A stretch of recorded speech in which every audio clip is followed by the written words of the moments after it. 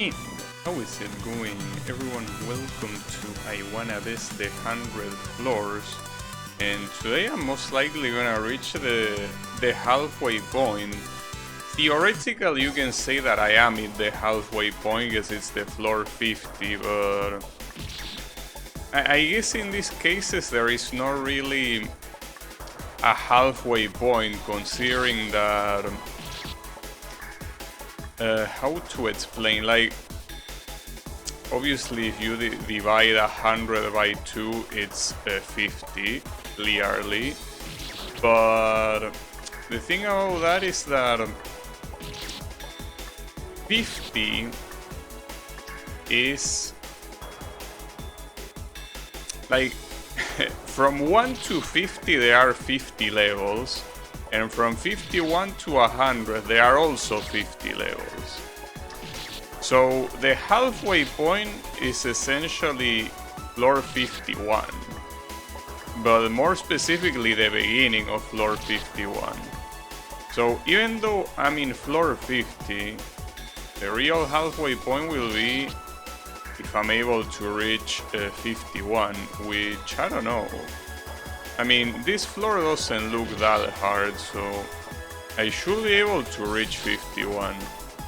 But according to a lot of reviews, that's when the game gets fucked up, which I guess it makes sense. If you get past the halfway point, the game is gonna start treating it like that. Well, for better or for worse, I guess. But yeah, I'm trying to see the vine jumps in the middle here. You double jump to the bottom vine, then to this, and then this jump is annoying though. It kinda looks like a full jump, but it's super easy to hit those top spikes. But as I think I remember saying on the previous stream of this thing, this first checkpoint is by far the hardest one for what I'm seeing. After I actually play the other ones, I might eat my words, but for now, this one clearly looks harder than the other ones. It seems like that's the case. Alright.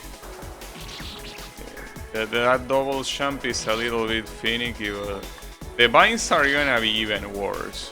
So then again, anything that involves vines is by default worse. And the problem is that this level is full of vines. You have 3, 5, 8 vines. 8 vines in a single level, plus a water parch as well. You know what to expect here. Also, I just realized that there are jump refreshers here. Did this game even have that many jump refreshers? I don't really remember them. Those are the typical, obviously, the normal jump refreshers that just do that. They refresh your jump. But I don't think there were many screens before this one with that, were they?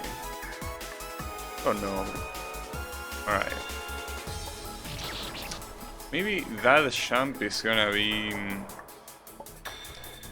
an issue, because it feels like the second jump has to be very high. That looks a little bit hard, but it's alright. It matters not.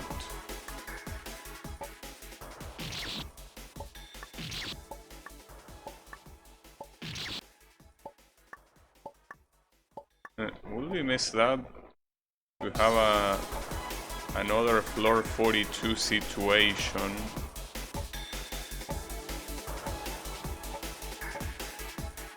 Ah, damn it. Everything went well, but I didn't think that turn before the checkpoint was gonna be that tight. I mean, it's not that tight really, but it's not free. I thought it was gonna be free. Like once you were past the second bind, I thought it was just a free victory, but no, it isn't. That's a shame. Sometimes you can get away with being close to a checkpoint and you shoot, and even if you get killed before you land, it still counts as a save. I had that happen before, and it's not like you get soft lock or anything like that. It's in these games, getting soft lock is impossible unless you have things that make you go inside a spike, or you have triggers that move spikes, and depending on how those triggers are made. This game, since it's a pure needle game, doesn't have triggers. So well, I think some screens have like, in one of the previous games of this author, I think, had things like buttons that are technically triggers, but in games like this, it's getting soft lock is not really possible. Or at least not by playing normally. I don't know if there's any way to somehow soft lock if you do, I don't know, some very weird movement. I don't think it's possible at all. Even if you somehow use the nastiest glitch available, I don't think soft locking will be possible. Nice. And by soft locking I mean, wait, does the vine exist on this side too, or is it one side only? Well, I don't think I can check actually, but it should have made the animation of climbing the vine, so I don't think it counts. But whatever. So to say that soft lock, I mean having a save that becomes unusable. That's what I mean by soft lock.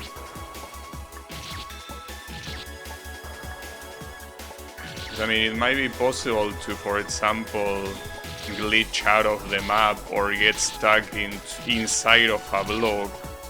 But doing that and saving, I don't know how possible that is.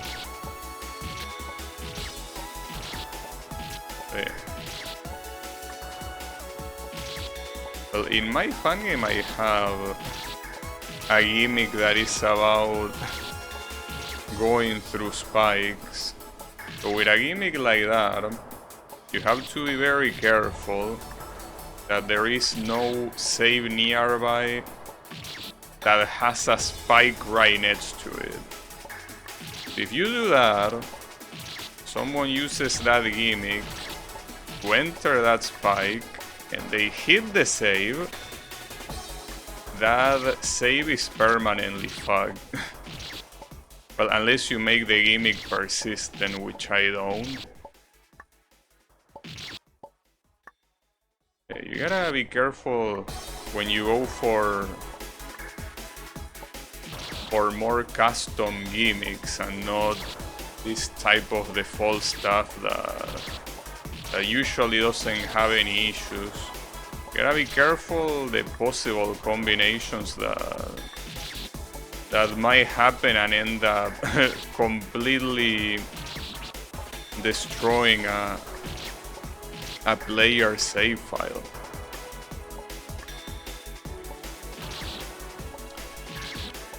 Though maybe even with all the cautions that you might take, you might still, like, someone might figure out a way to still get soft lock. So is this possible to... I don't think I have an align here to walk off, right? Unless... I think I can hit... Yeah, I can do that. Okay, and that's the align. Perfect. only need to do that again. Just that I didn't know it was the align. So at the same time, it's not like it's necessary to have that, but if I can simply walk off here, that will be of great help. How did I do it the first time? No, the first and only time. Okay, that's how you do it. So now I have that align. Well, I certainly hope that that align is not an optimal for what comes next, but I'm pretty sure none of these things are align specific anyway, so just that I want to assume that theoretically there is always one align in any sort of the situation that is the most optimal one. I don't know which one will be here. It's obviously here. Being able to walk off that mini spike is very nice, but it's not required. You can do that without that. There might be a champ later that with another align might be better. I don't know.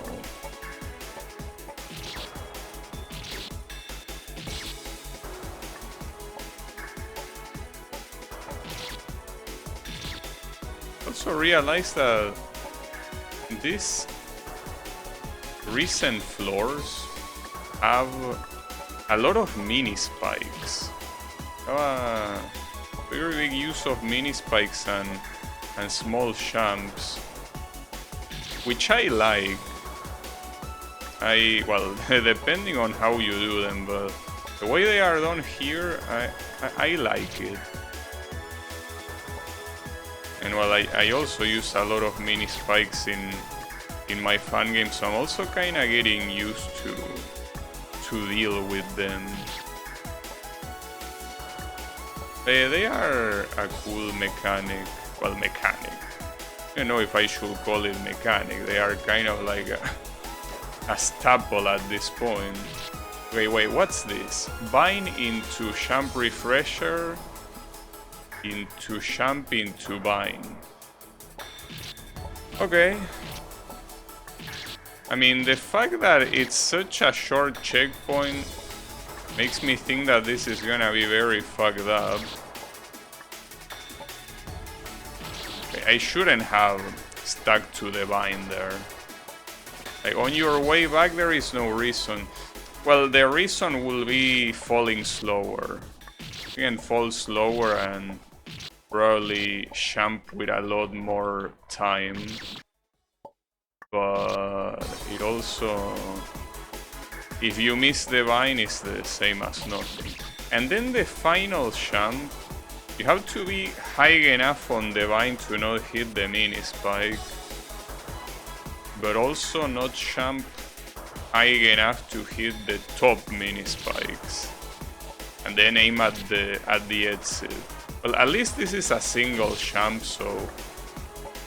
And I'm pretty sure, I think I also mentioned this on the previous stream, this was nerfed, because all of these individual checkpoints are quite easy compared to any of the previous floors. So I have a feeling that one of these checkpoints didn't exist, and the tester was like, hey. Well, in fact, this one might be the one that didn't exist, I feel. Because, well, it's hard to tell. The only way will be asking the creator, but I have a feeling that this last one might have not existed initially, and then they were like, bro, this last part is a little bit too hard. It's fine.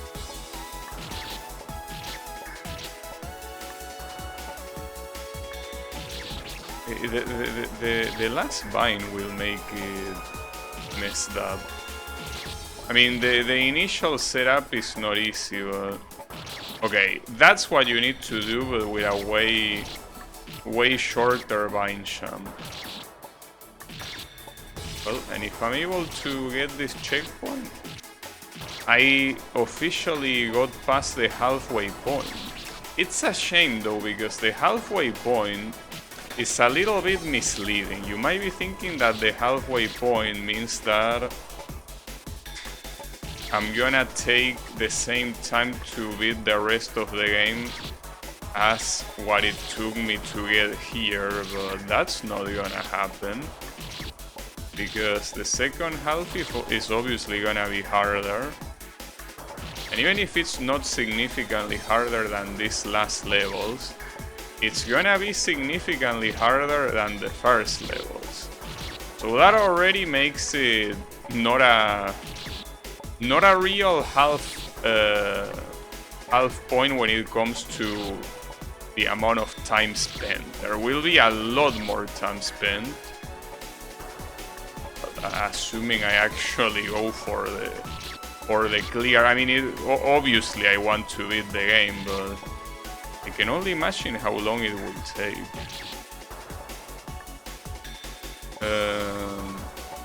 Since this is not the pinnacle, the pinnacle. It's not the peak of difficulty. It can still get harder, and it most likely will get the hardest on the last 10 floors, because I think a lot of these 100 floor type of games, the last 10 floors tend to be the ones that are the real challenge, which makes sense. But I'm afraid. I mean, for all I know, for example, the very final floor of this game will be a screen like this one, right? Something that you might think, well, it's pretty relatively easy. But it's this screen without checkpoints. And this screen without checkpoints, I don't know how long it will take me to beat it. I'm trying to imagine a screen like this without checkpoints. I don't know. Wouldn't surprise me if it was something that will take me like 10 hours. Screens like this are not a show when you need to do them without dying once. But yeah. If that's the case, it will be very messed up, but it's fine. I keep kinda getting stuck on that vine. Not sure why, I guess that I'm pressing right too quickly. But then again, vines are trash, so trying to understand vine physics it's not a good idea. I wish that this game should use water and champ refreshers as the vanilla gimmicks, if you wanna call it that way. But no, vines have to be there. We just have to suffer with vines.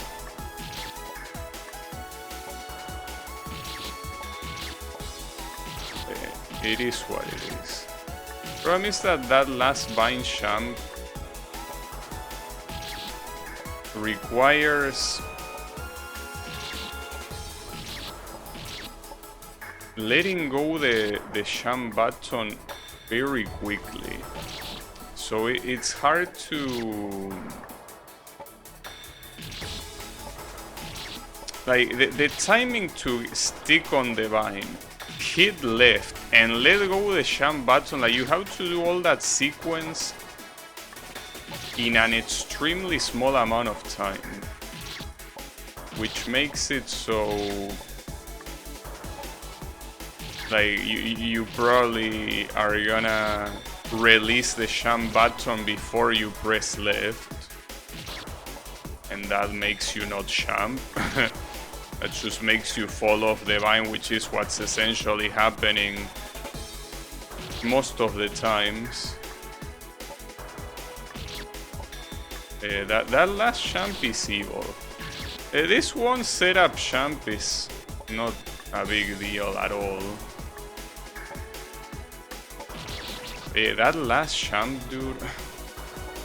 That one was made in hell.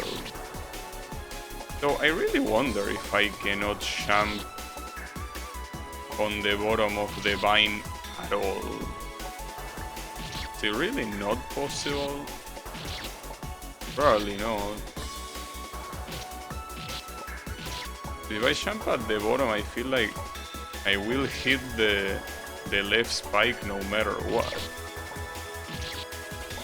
Jumping too high means that... Well, it means exactly that. It means that you jump too high. You don't wanna do that.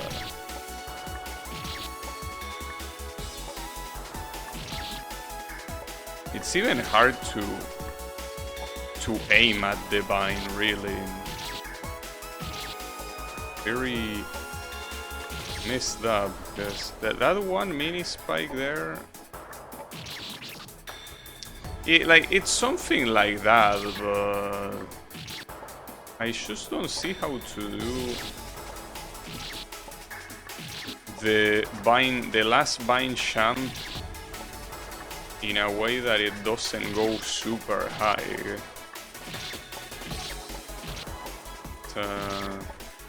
It's a problem.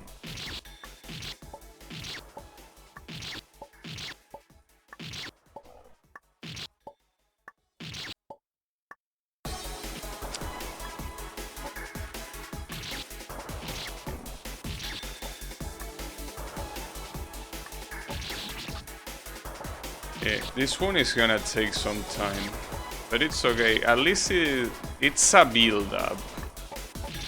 A build-up to have the fact that I got past the halfway point to be sweeter. I really wonder how... I really hope the background and the tile set in general is something that looks especially good. It's a special occasion. To say that the halfway point should be especially attractive.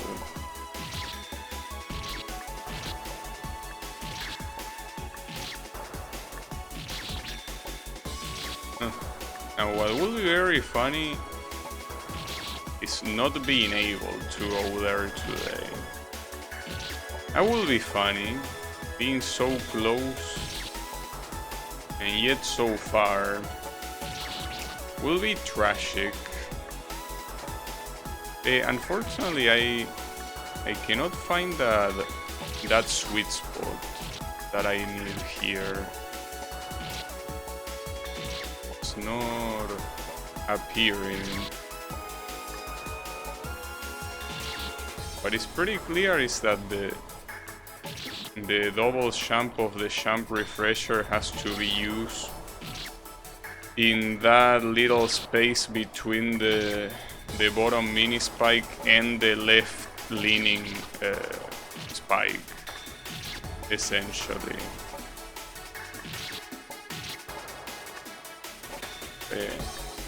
If you cannot do the vine jump, that's not that useful. That vine jump looks even more evil than a regular vine jump.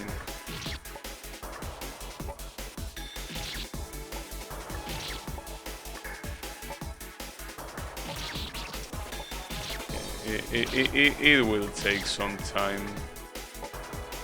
Let's hope it's not much.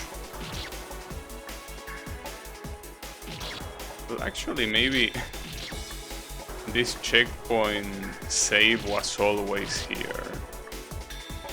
Maybe it was a nerf. Maybe the one that got added was the previous one. Because the second and third checkpoint of this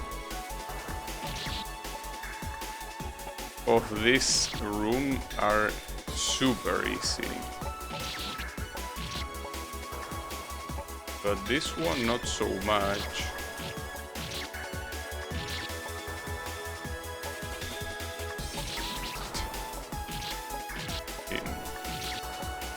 Maybe I need a specific align. Well, I could try getting this align. Usually in these saves, well, I'm not sure how true that is, but there are a lot of cases where the recommended align tends to be the one that is the closest to the save. I don't know how many authors do that. Like, they put a save somewhere and they try to take whatever align is right there, and with that align they test the checkpoint. I don't know how often that happens. I mean, maybe for harder needle games it might. For this one, I don't know.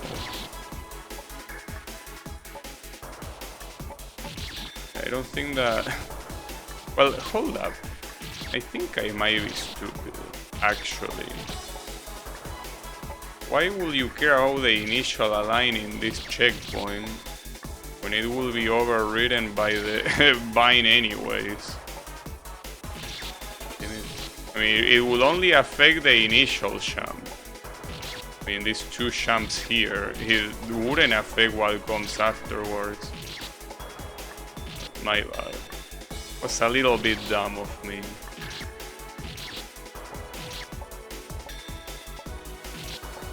And the previous align was probably better, actually. It happens.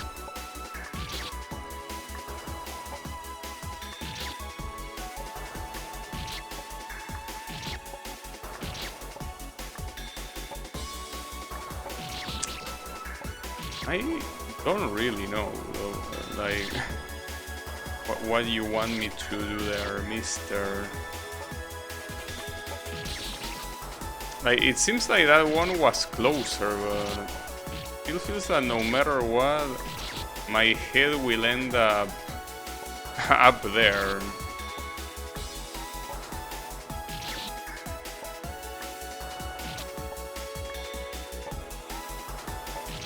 The real question is, will it be possible, if you are able to get the vine shaft without hitting the top spikes, will it be possible to die afterwards? I mean, you can kinda die to the... If you somehow jump low enough, you will die to that middle spike. But if you somehow get past the middle spike, I mean, you can die if you... Well, to that mini spike above the portal, I guess. So that will be too extreme.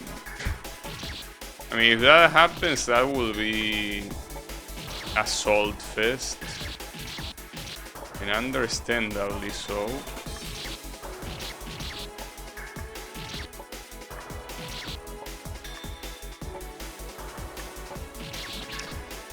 It's...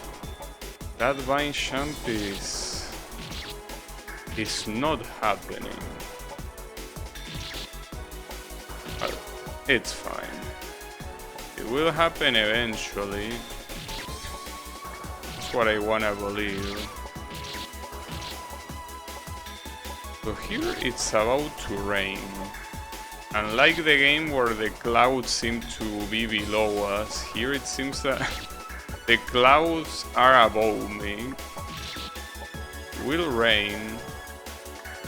And that's nice, because these 2 days have been very hot. Well, not very, they have been hot. And apparently the whole next week, and well, including this weekend, it's gonna be very chill. Thanks to this rain.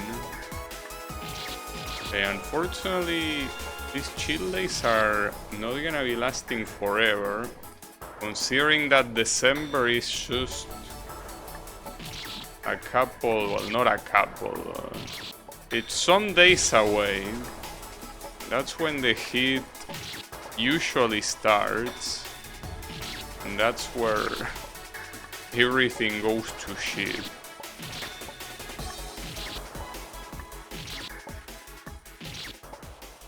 And it will be especially annoying to stream during that. I feel like that's why I should use those headphones. Well, those things that you put in your ear, inside your ear, instead of this whole thing.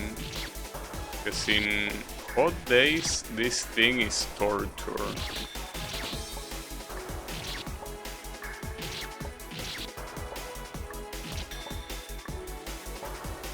It will have to be like that. Well, it's either that or playing games without headphones. But I don't like playing games without sound. Not a big fan.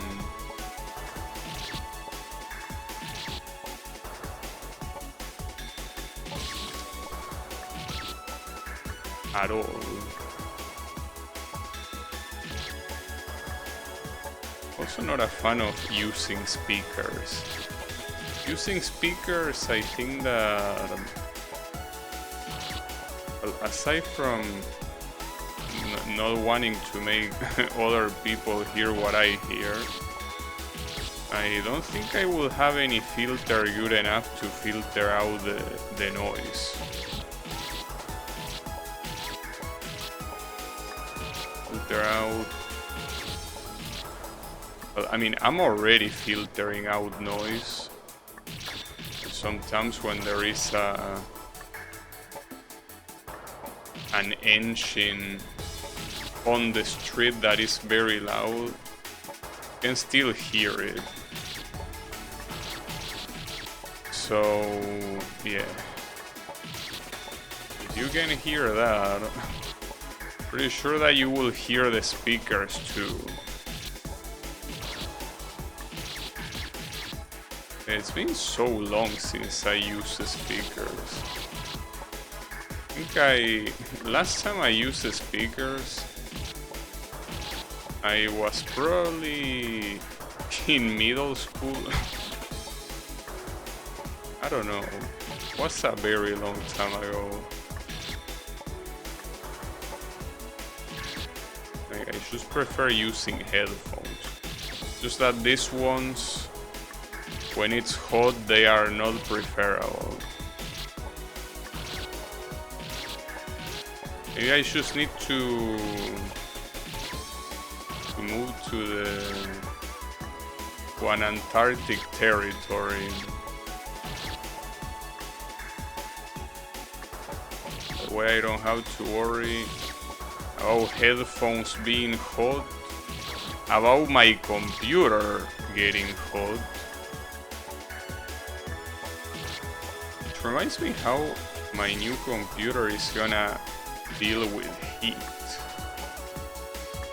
Because this one deals with heat not so well, because the processor has a 61-degree thermal throttling threshold. So that's bad, obviously. But it's not just that, I guess. If anything, having a thermal throttle like that helps you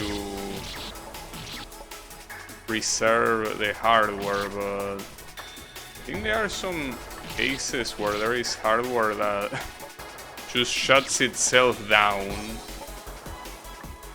instead of throttling to deal with the heat. That will be bad. And there is also another thing. Because that's thinking about the computer, but thinking about me. The amount of heat generated by the computer. How will that work? I wonder. I don't know. Hard to tell.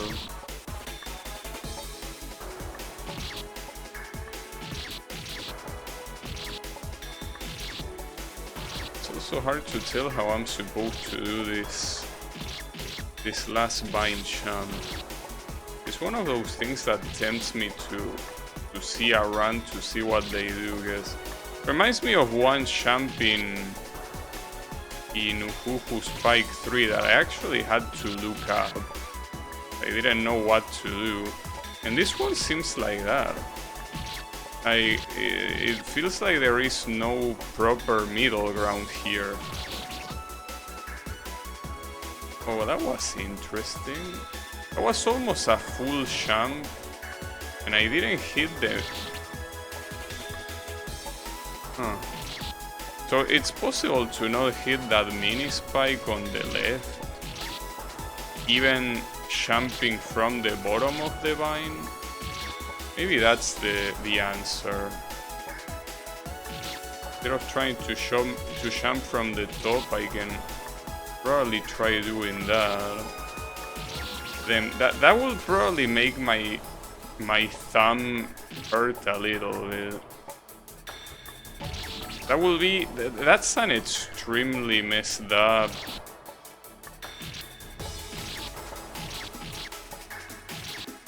movement to do. Have to do it very quickly.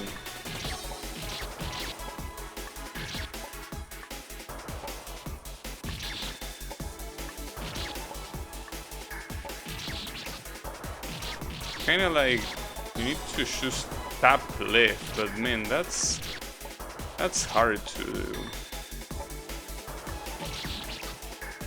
And I think that even tapping left is... you probably are supposed to press left for the smallest amount of time possible to make this champ work. We'll have to take a guess. Just barely tap it.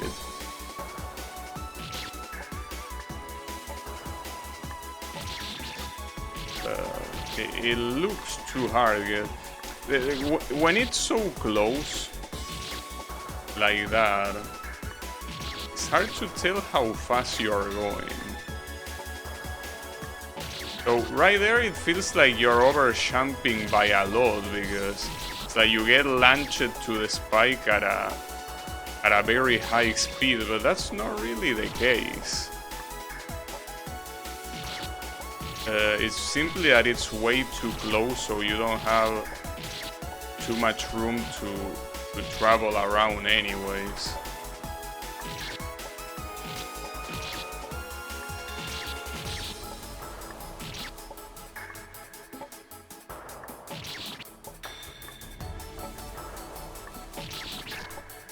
Timid.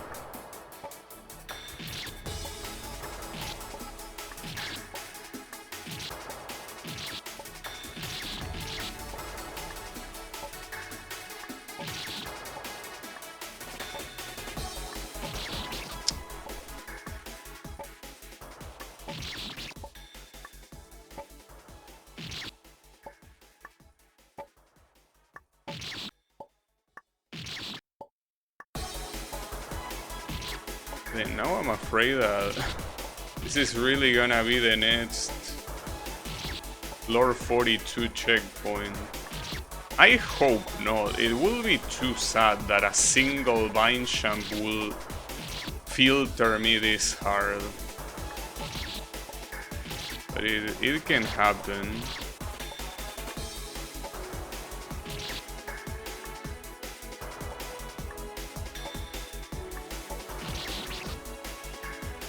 It can definitely happen.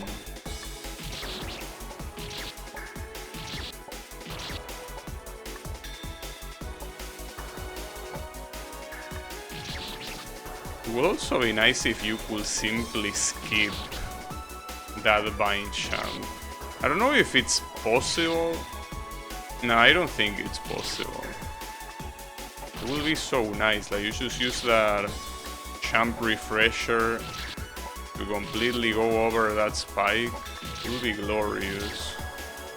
But no, it doesn't work that way. Unlucky.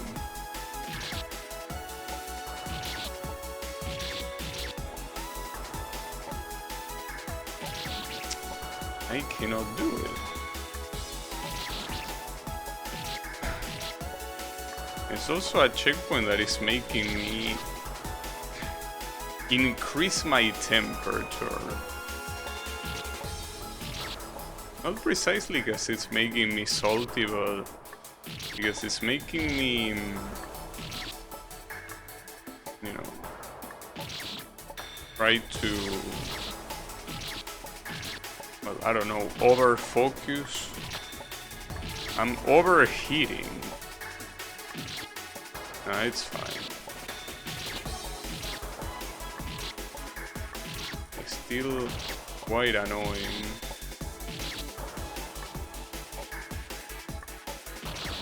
But as you can see, those weird movements happen because I tried to release champ too early, but man, I really hate Vine so much. Maybe I could consider that this game is still like, I wanna best the 50 floors. When I best this floor, I can pretend I beat the game.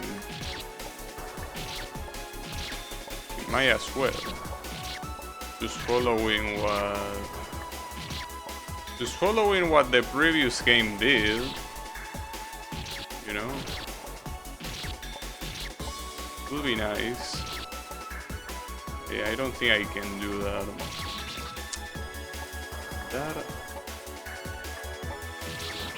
That weird ass movement, dude. I hate vines. I will keep hating them until the end of my days.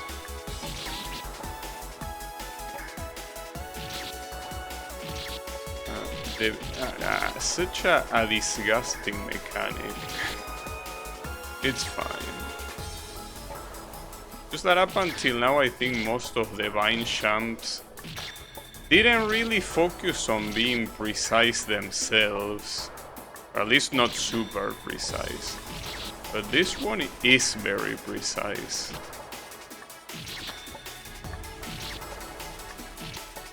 Okay, doing very precise Vine champs. Something that I never done.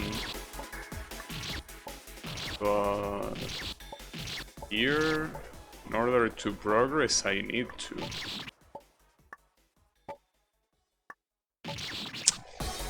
Fuck, dude. We're really gonna be stuck here.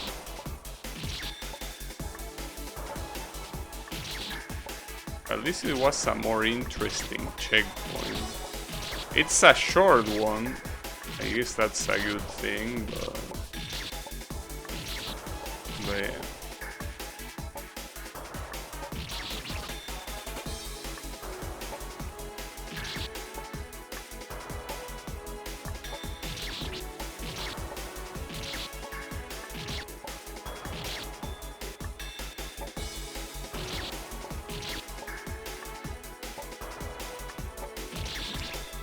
I just cannot do it.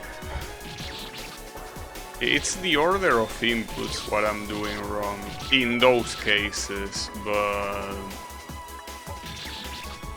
it's still so hard to do it properly.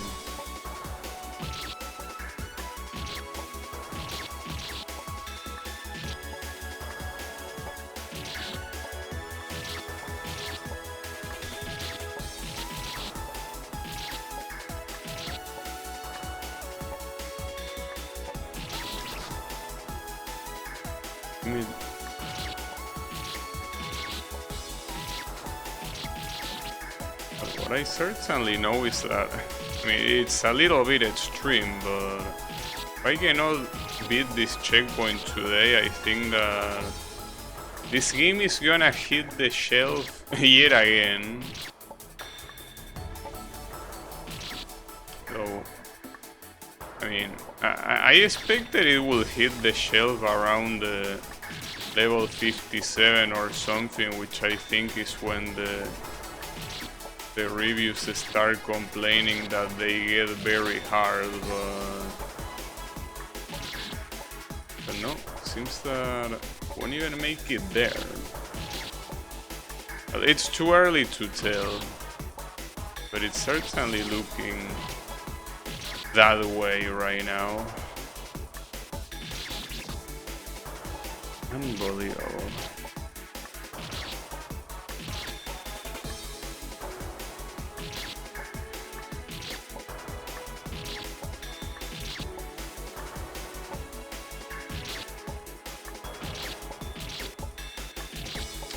The previous checkpoints look so easy too. This one is just not giving me the time of the day.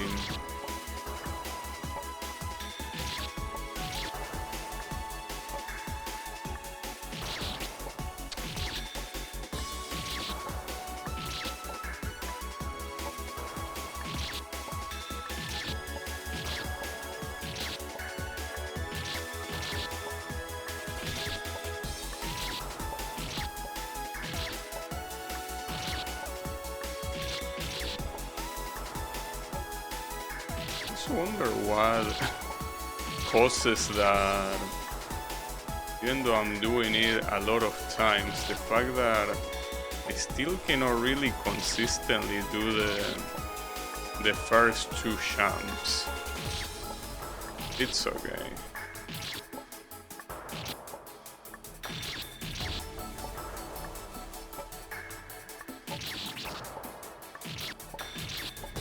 Because the first two jumps are not hard at all.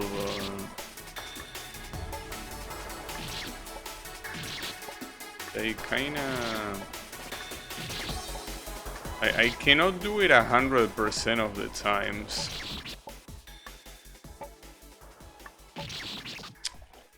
When I try to hit the left key for so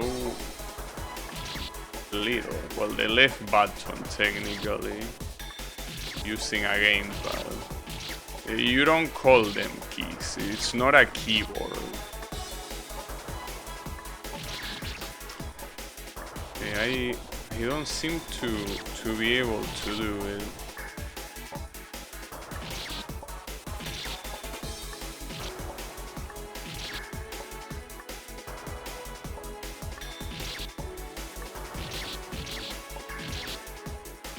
So here it will be better to have probably an align that allows you to go more to... No, but that wouldn't make any sense. No, forget about it. Forget about the align. The align is not the problem here. It's also very hard to properly calculate when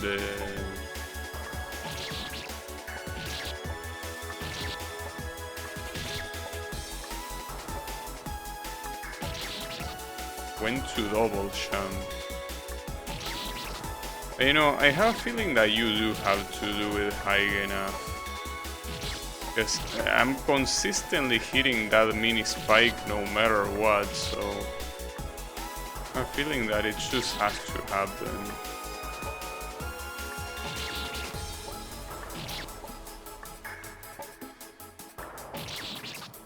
Okay, I think that it needs to be on the top. If it's on the top, how do I get a small enough jump to not hit the top spikes, right? I don't know.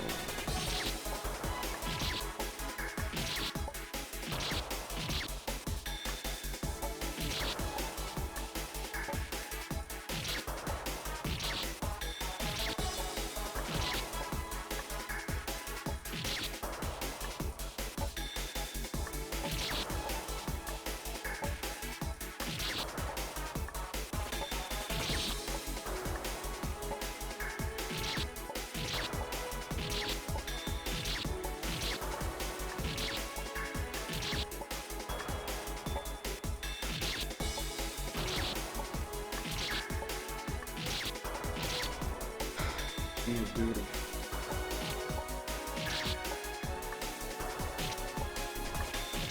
Looks so hopeful with the first 3 checkpoints being so easy, and then comes this one, which is the absolute opposite of that.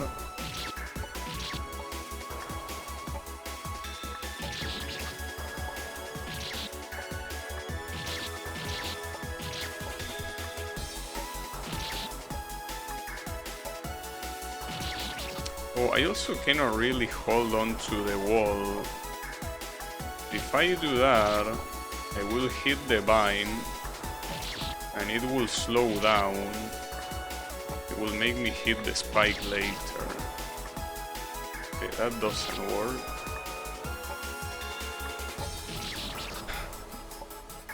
That awkward movement where it leaves the vine shoes to recapture it is so infuriating. Hey, that's more infuriating than dying to spikes even. Or dying to anything. In this game the only thing that can kill you are spikes. Well, or falling, I guess. There might be off-screen spikes. I think that... Well, I don't know how other creators do it, but maybe what they do for that is putting a block killer instead.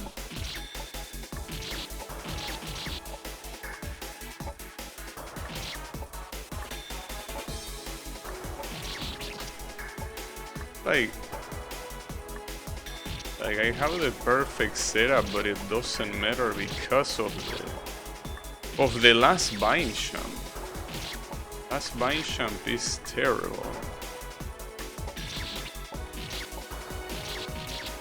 It's my argument. Like, I cannot be that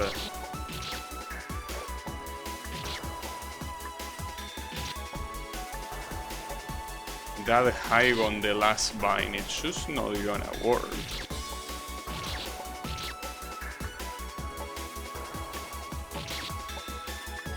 Want to skip that shampoo, but no, it's not possible.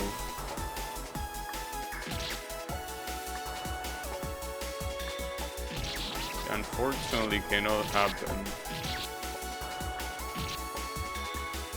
Well, actually, that whole recapture vine thing, it happens more because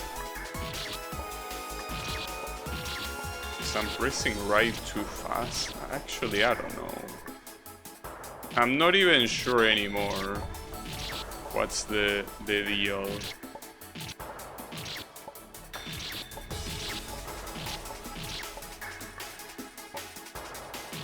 I really wanted to understand more the logic of spikes. I will have to generate a level in Game Maker absolutely full of vines. See what different buttons you press do what. It is one of these where a guy that tells you what buttons to press here would be nice. Why will there be a guide of this game? Because even if you see someone doing that jump, it's still hard to tell what they are doing just by looking. It wouldn't be hard if it wasn't these repulsive vines, but with vines, just a different story. Unless you jump from the very, very bottom and you somehow manage to dodge the... No, even if it's from the very bottom, you will hit that mini spike.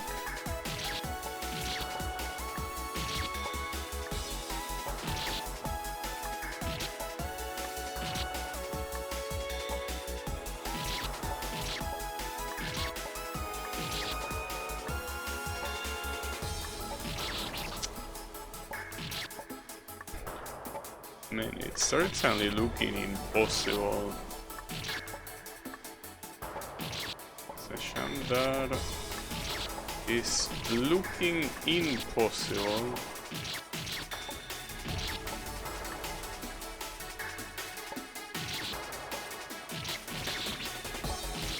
Wonder if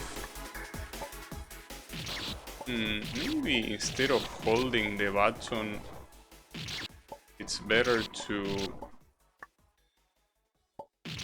No, but I don't think it makes a difference. Holding the sham button or pressing it later, it's kinda the same shit. If anything, it's worse. I could try, I mean. Not like it's gonna be making me waste time. For all the time I already wasted on this checkpoint.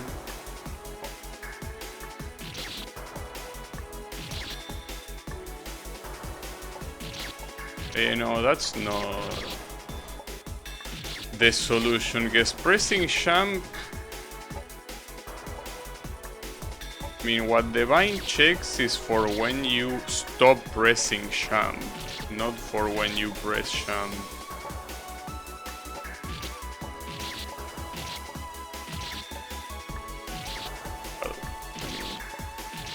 It checks for when you're pressing the opposite direction while holding sham. So just pressing it wouldn't make any difference, I think. I'm not a vine expert, as you can tell. It's just hard to tell.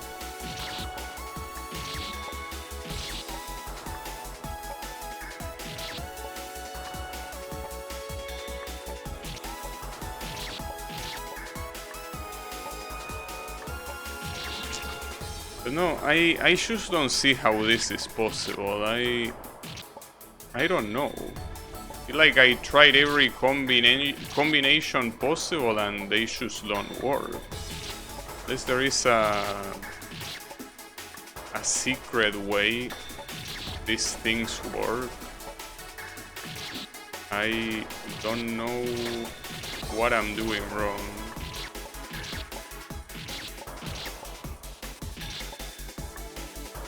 Very bad.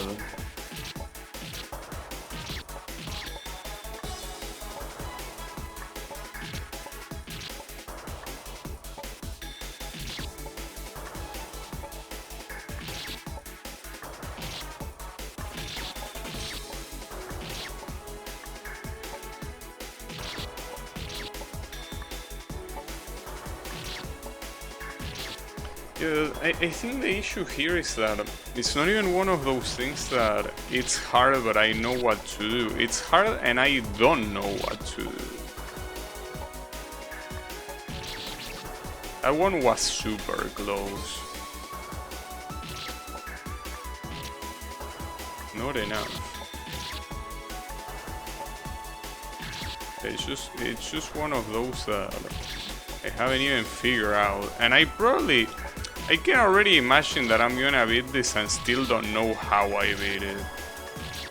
Wouldn't be a surprise.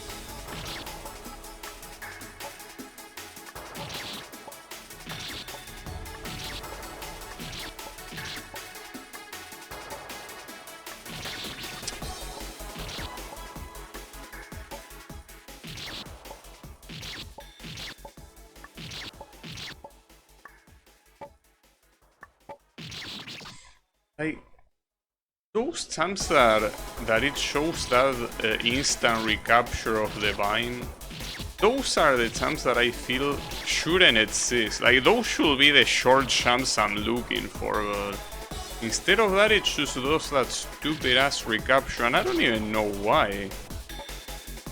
I think it's maybe... I say that it's because I'm releasing champ too early, but I have my doubts.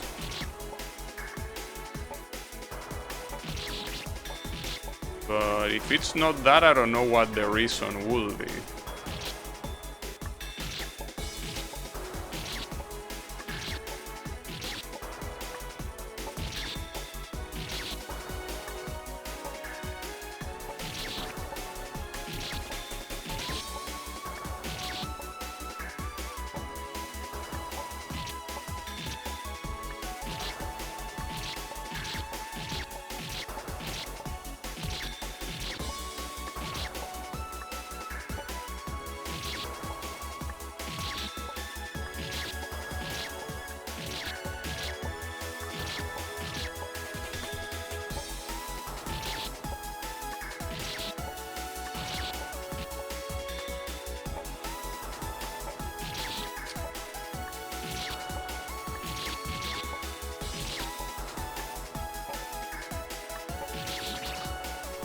I don't get it. I don't think shooting will do anything for a Vine, right? I don't see how it would. But shooting... I think that shooting doesn't do anything in general. In terms of affecting the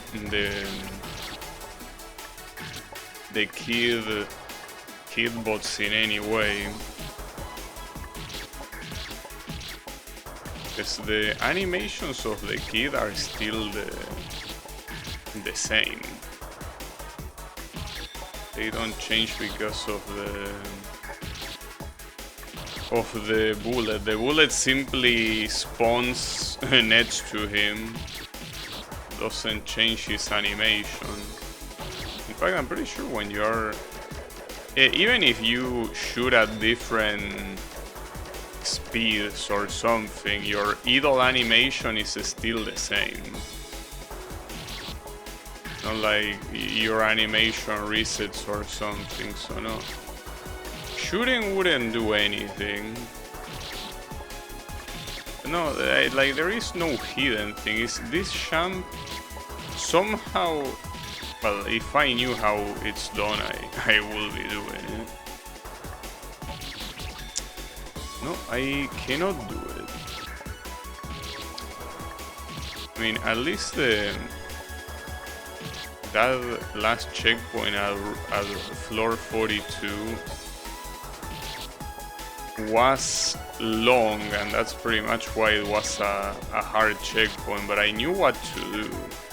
Well, I wasn't that sure on that last patch of water it had, but I had an idea. But with this one, I have no idea, zero clue, like I just don't know what I'm doing.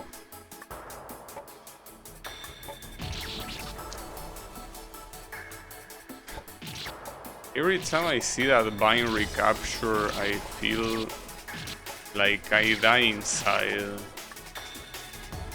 Like that Vine recapture is so salt-inducing. It shouldn't be happening. If Vines was a mechanic that worked properly, it shouldn't be happening. So you can say that about anything related to Vines.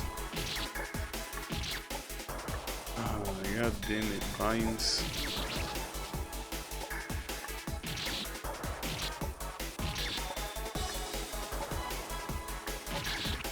It would be nice if these Vines recharge your champ so you could get out of the Vine without getting launched from it and then double champ. But no, they don't work that way, unfortunately. It would be nice. They don't.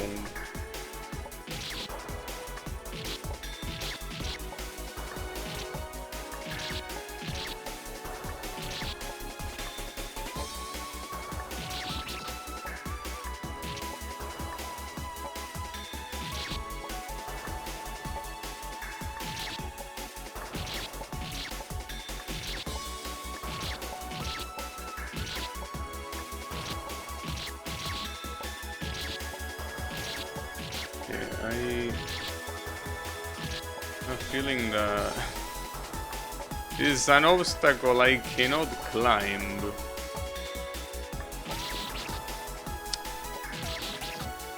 Just cannot seem to do it.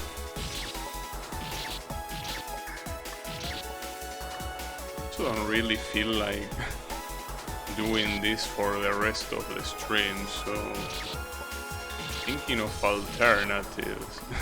I'm just thinking of giving up on this champ, and it looks so easy from the outside.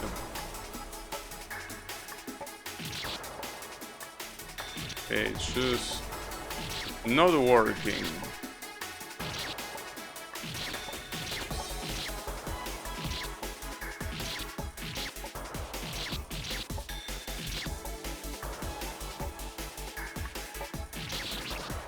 Like that recapture keeps on happening, so if that shit keeps on happening, I cannot do it. It's obvious.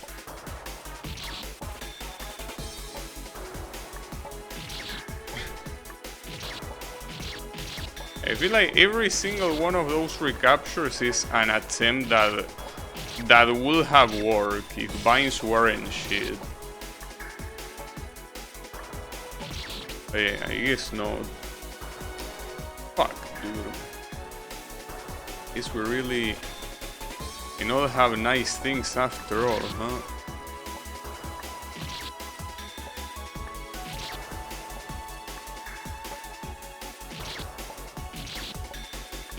With needle.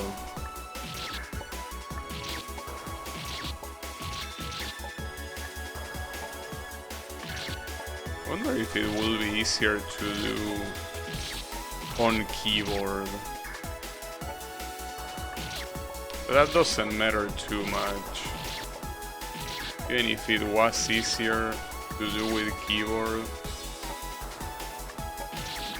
you are not gonna...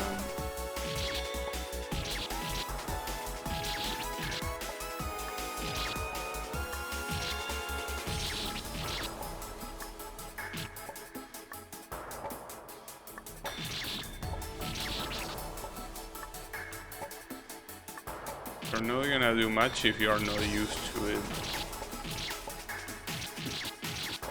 I guess sometimes it makes me curious.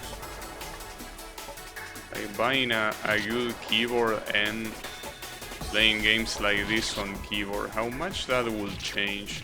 I don't think it will change much, but... Okay, hard to tell.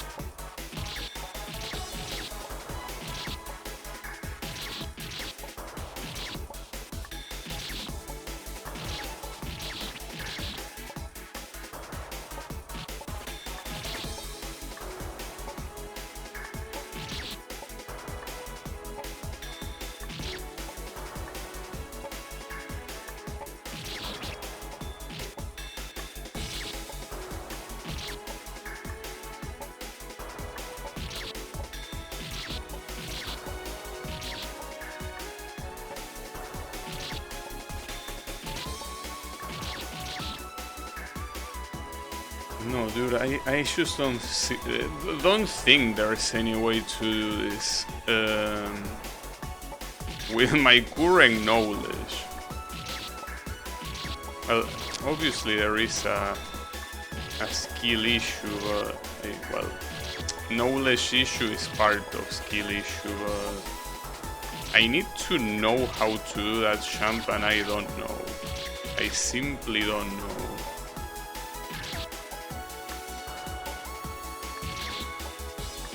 Looks impossible.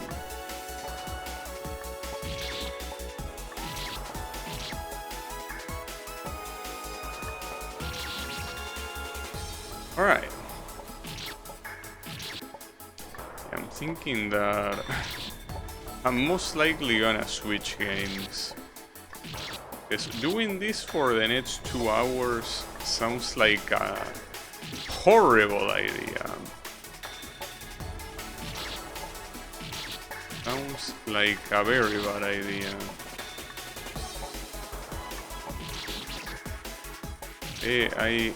I don't think I seen myself close to doing this. I guess I'm gonna put a limit. If I cannot make it on the hour and a half mark, I'm out of here. I'm switching games, I mean. Because yeah, I don't understand it. Well, in fact, in the hour and a half mark, it will be... Well, actually more than an hour since I've been in this stupid ass checkpoint. Hey, I don't understand it.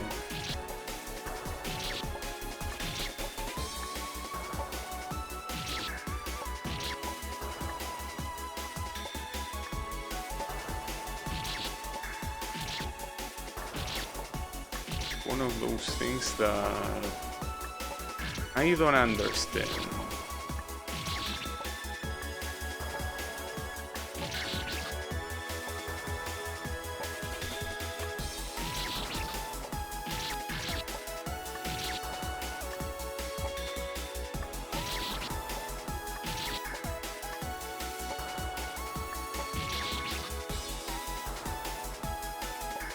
At least if the top spikes weren't mini spikes, you could kinda try to aim at the middle of them.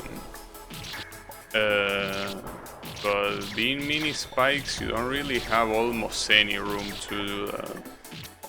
Like, you either stay below them or you're dead.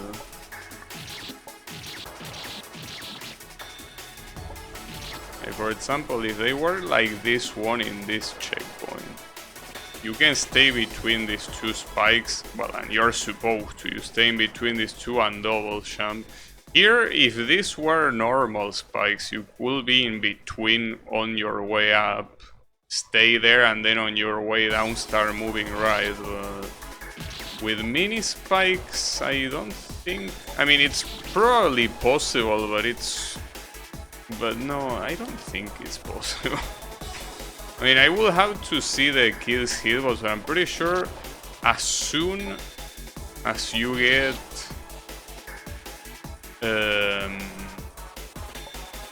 like right next to the, well, right below the mini spike team, that almost worked. The sad part is that I died to the middle spike. How did I go from always dying to the top to somehow dying to the bottom? Yes, to me, every one of those attempts that I recaptured should have been like that. Like, that very small jump is how every recapture attempt should work, and it doesn't work that way for some stupid reason.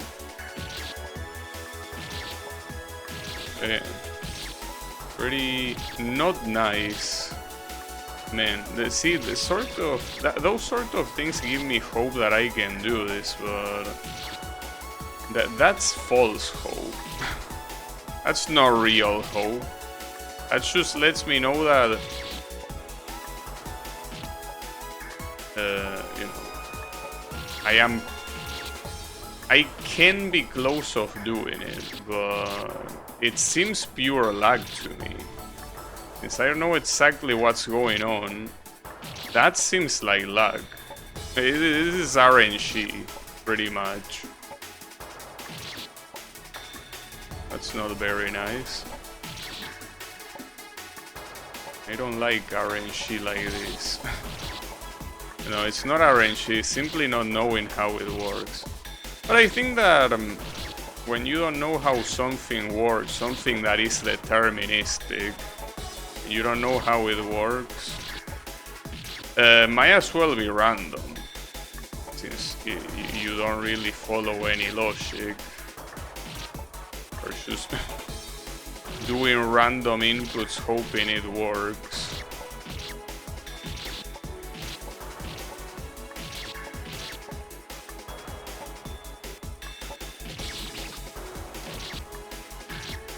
Didn't mean to save there. That's an interesting place to save.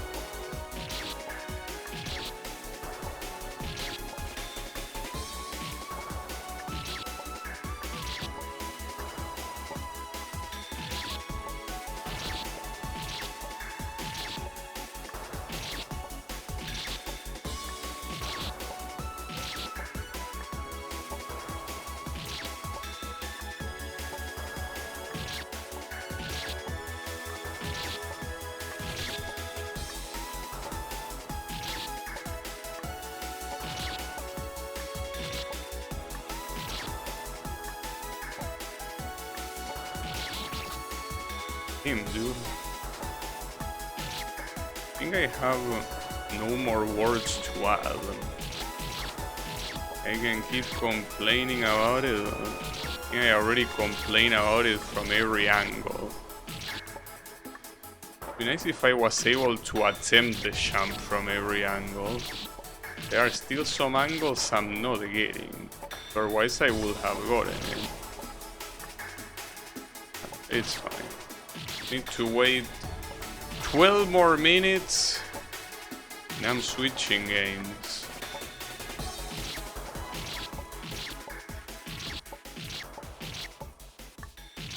Okay, choose. Well, a lot of people, when you try hard something that is very monotonous, very repetitive, they like to use the word, well, or rather the expression brain rot, and I agree. This is this is brain rot. I mean, if I wasn't talking and I was simply staring at the screen, and well, obviously using the controller, I feel like my brain will actually be rotting. This by talking is an activity that makes your brain work. But doing this in silence, I think it will be brain rot in the literal sense. I could imagine my brain cells dying one by one for every missed attempt.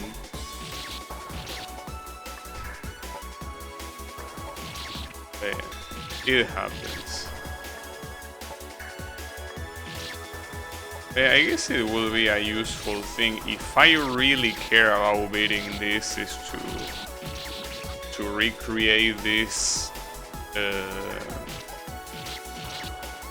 Well, not this the whole room, but this checkpoint in Game Maker and basically put the save at the beginning of the last bind.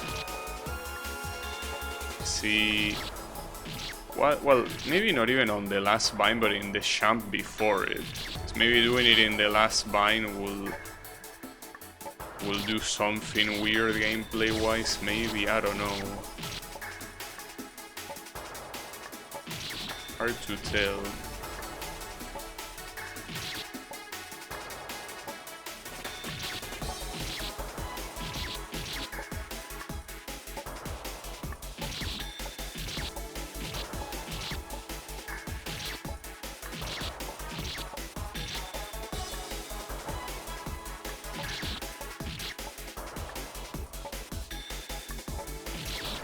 You know, this is not working. Simply not working whatsoever. That's very bad.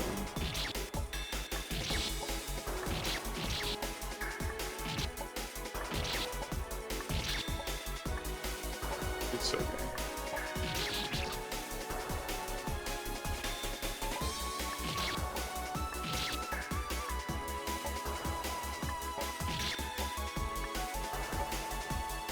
A lot of creators like putting indications sometimes when a champ or something is not obvious. I wish the same happened here. No, it isn't the case. I have no indicators, unfortunately.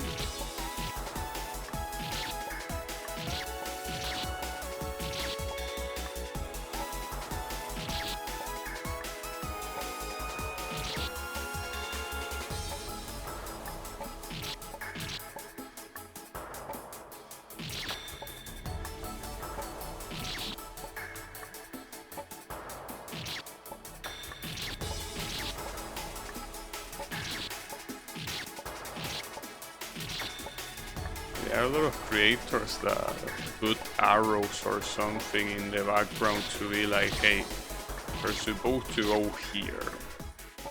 Well, here I know where to go, it's just that I don't know the sequence of champs. Well, I also seen some creators, well, especially in more fucked up needle games, they actually draw the trail that you are intended to follow.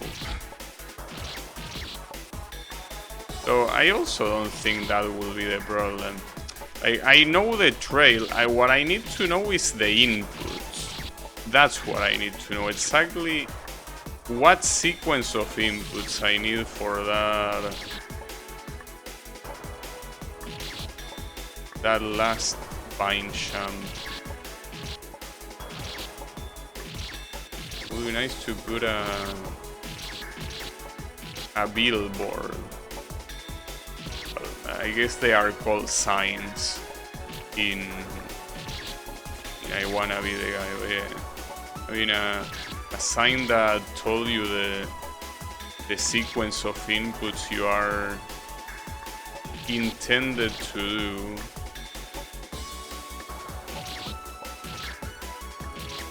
Would be quite useful.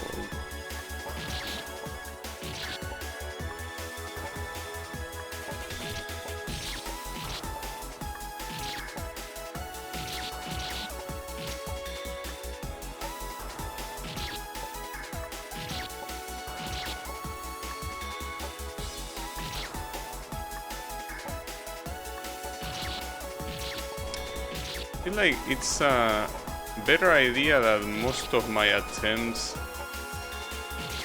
will end in getting kill on the top rather than on Vine recapture. There you go. I can't believe that, dude. I don't even know how I did that, by the way. Like, if you tell me to do it again, I can't. Well, this game somehow saves itself again. I don't know how it does it, but it's the second time you get saved. Mr. Game. Well, we are officially past the halfway point of the game, so that's pretty nice. But then, we went from a checkpoint that I didn't know what to do to another checkpoint I don't know what to do. Is this water doesn't... Oh, I get it, my bad, yeah. Like, the water doesn't refresh your champ, but you're not supposed to waste it before passing through the water. That's the point. Alright, gotcha.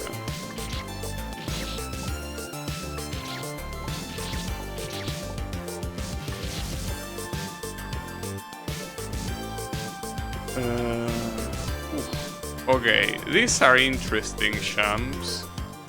Tim, and what's the next champ? What the hell? This is some fucked up shit.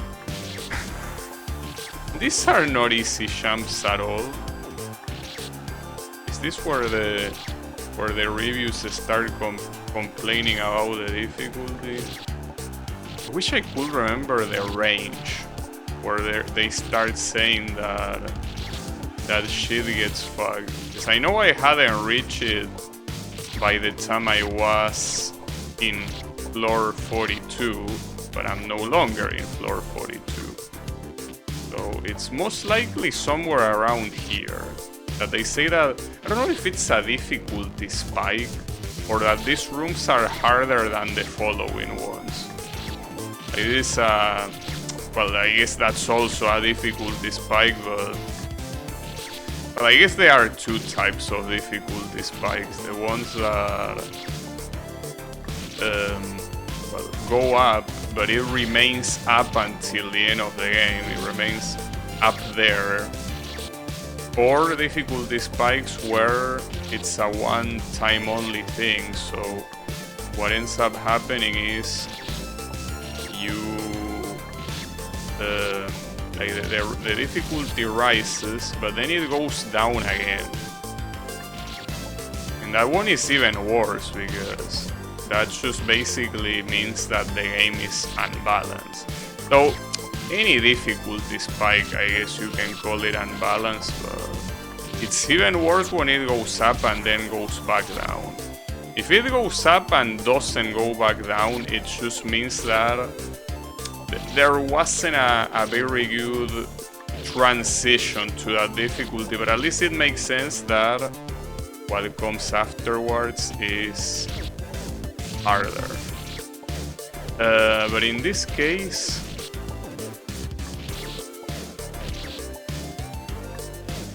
I don't know what would be the case. Alright, so you need to do stuff. That's what you need to do. Do stuff.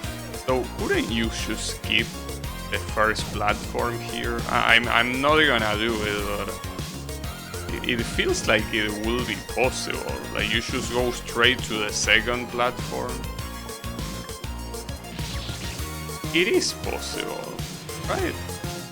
Though, I guess the problem with doing that is that you wouldn't, like you will be falling too fast, and that's bad. You want to aim for that second wooden platform too. I guess if I was a speedrunner, I will skip the first platform, but I'm not. So at the same time, is the risk even worth it? In the sense that, sure, if you go straight for the second platform is harder to catch, yes. But if you go for the first platform, the risk increases as well, because it makes well, you have to be able to make that jump. And at the same time, wouldn't you just jump above? Like, I'm a little bit confused how those platforms work. Because it feels that if you are able to take one of them, you can jump straight to the checkpoint just with one of them. Like if you pick the one on the left, it's like you could jump here and then double jump to the checkpoint.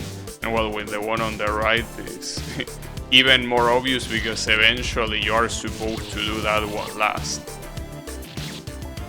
But yeah, I don't understand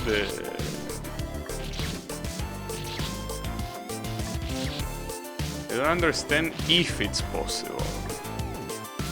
But I think the intended way is jumping on both platforms as risky as it might be, and that's the end of that. And I'm curious to see the other checkpoints just to see what I'm gonna be going against. The second checkpoint doesn't look that hard, and then the third checkpoint. Well, the problem with the third checkpoint are the two corner jumps. I think they are nerf corner jumps. I mean, I'm not very good to identify those type of things, but I think that those are nerf corner jumps. They are not real corner jumps. There is still two of them. And in places where you cannot... Well, the first one you can actually line up your jump well enough. For the second one you can though. Well, The second one is the very final jump of the checkpoint, so I guess it makes sense, but... Okay.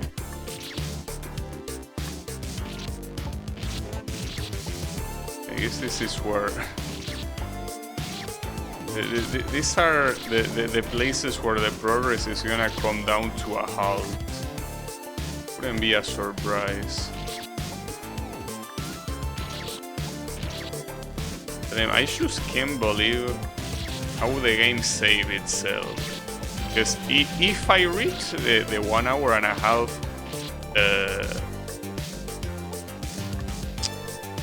timestamp on the stream, I will have switched games. But it did it on like the last 5 minutes. Sometimes I really feel like these games are sentient. They know exactly what I think, what I feel. They can hear me complain. When they are like, he's gonna switch games, they try to make me stay. So we cannot leave. We are cursed to stay. Still very sad that even halfway through the stream, I mean, this is the half point of the stream essentially, I was only able to clear 1 floor. That's sad. But, I mean, it's understandable, because the progress was already slowing down quite a lot. Not a surprise particularly, but... yeah. I still, though, haven't seen a checkpoint worse than the last one of 42. Even the previous one with that vine jump wasn't as bad as that one. I mean, it was bad because I don't know what to do, and I still don't know what to do. But... I took way less time to do that than 42.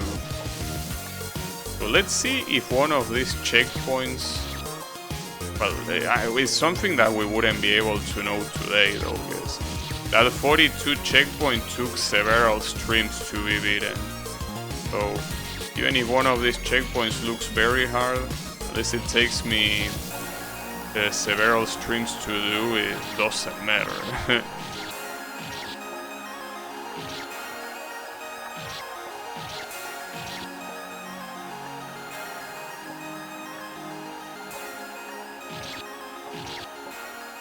I also like how bright this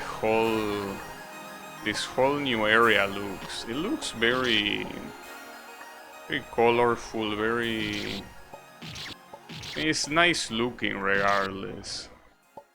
I mean, eventually you will probably get tired of it, just like with any other one, but at least it looks bright.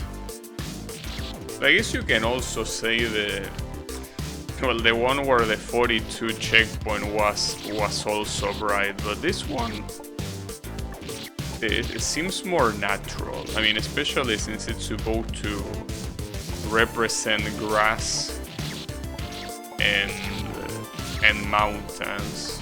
It's fully natural.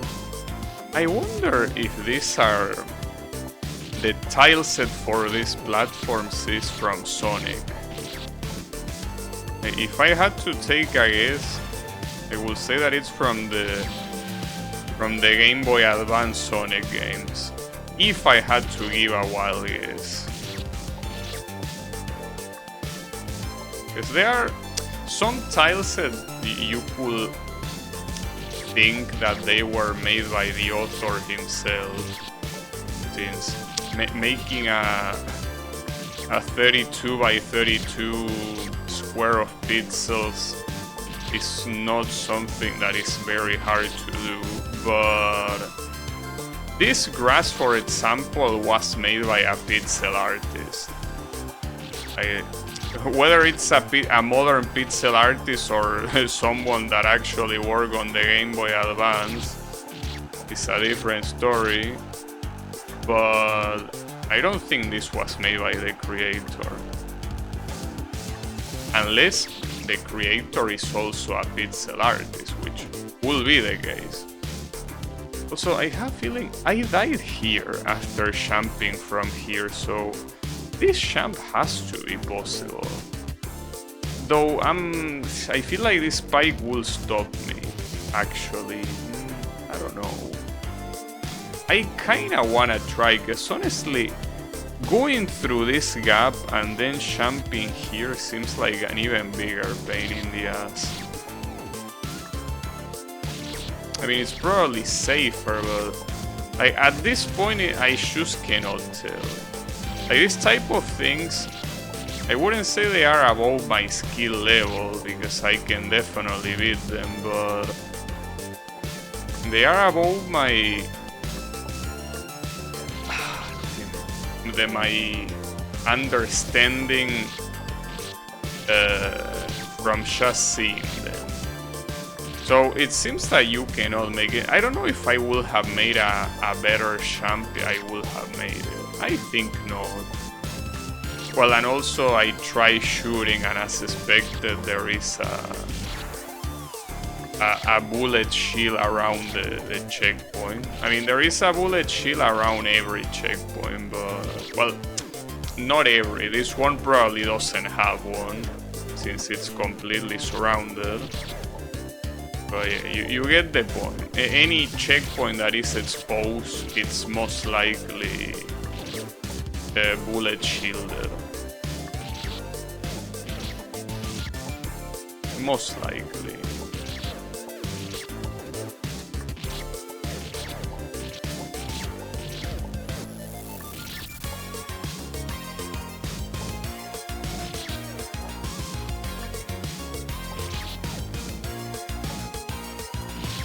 I gotta say that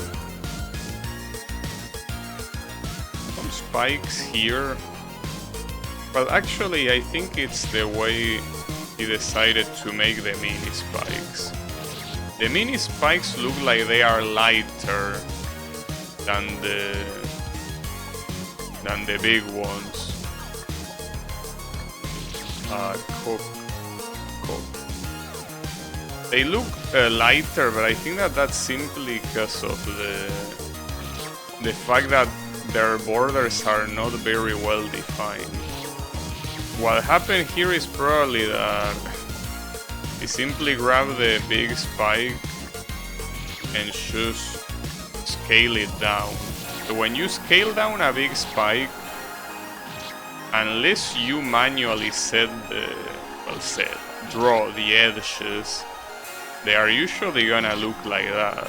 They are not gonna be edges that are fully... I don't know what I was out to say. They are not fully black as they are the other ones. They have some...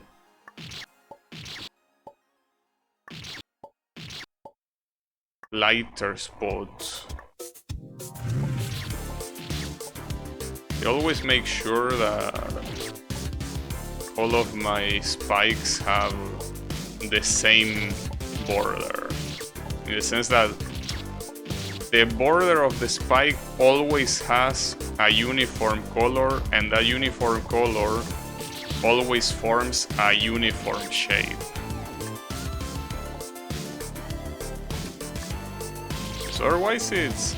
well, I cannot say that these ones are hard to see because they aren't, but depending on the background, I mean, this is a very light background, so the contrast lets you see them well, but if you have any other type of background and you don't have a very well defined edge on those spikes, it can be very hard to tell where the spike is.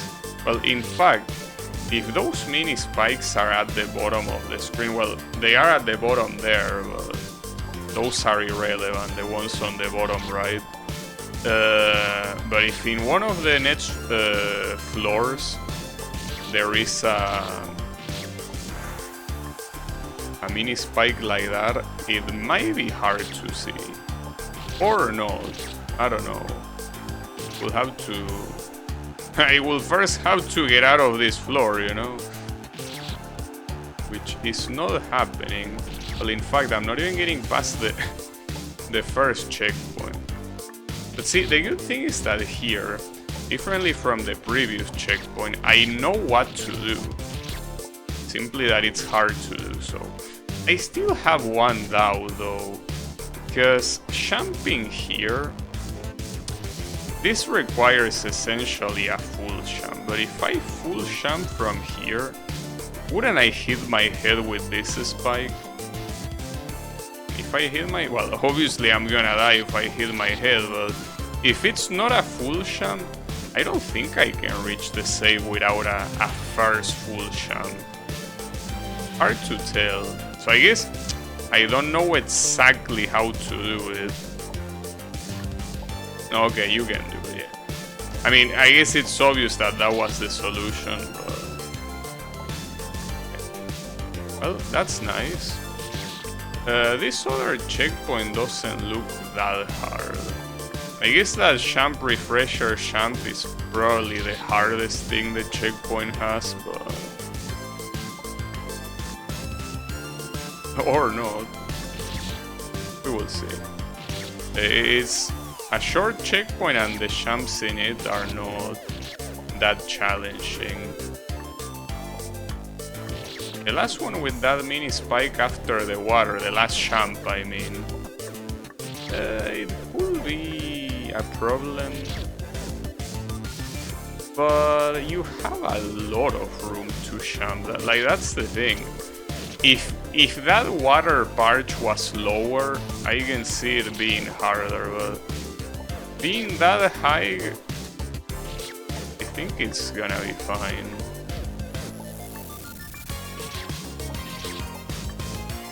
It's okay. What matters is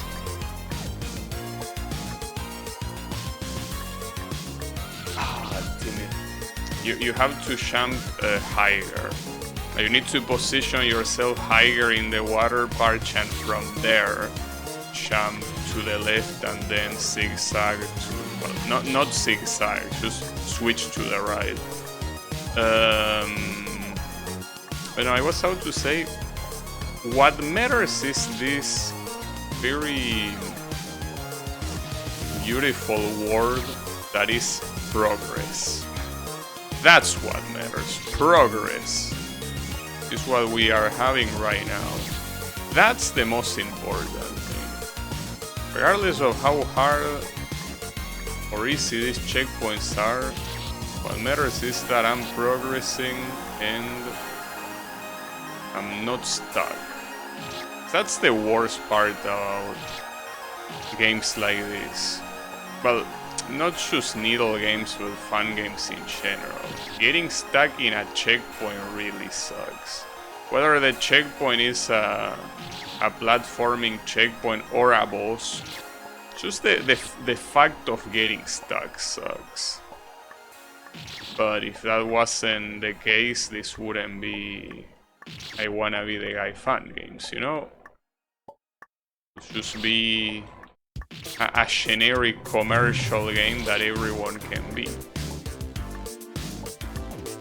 It will remove the appeal if the danger of getting stuck did not exist.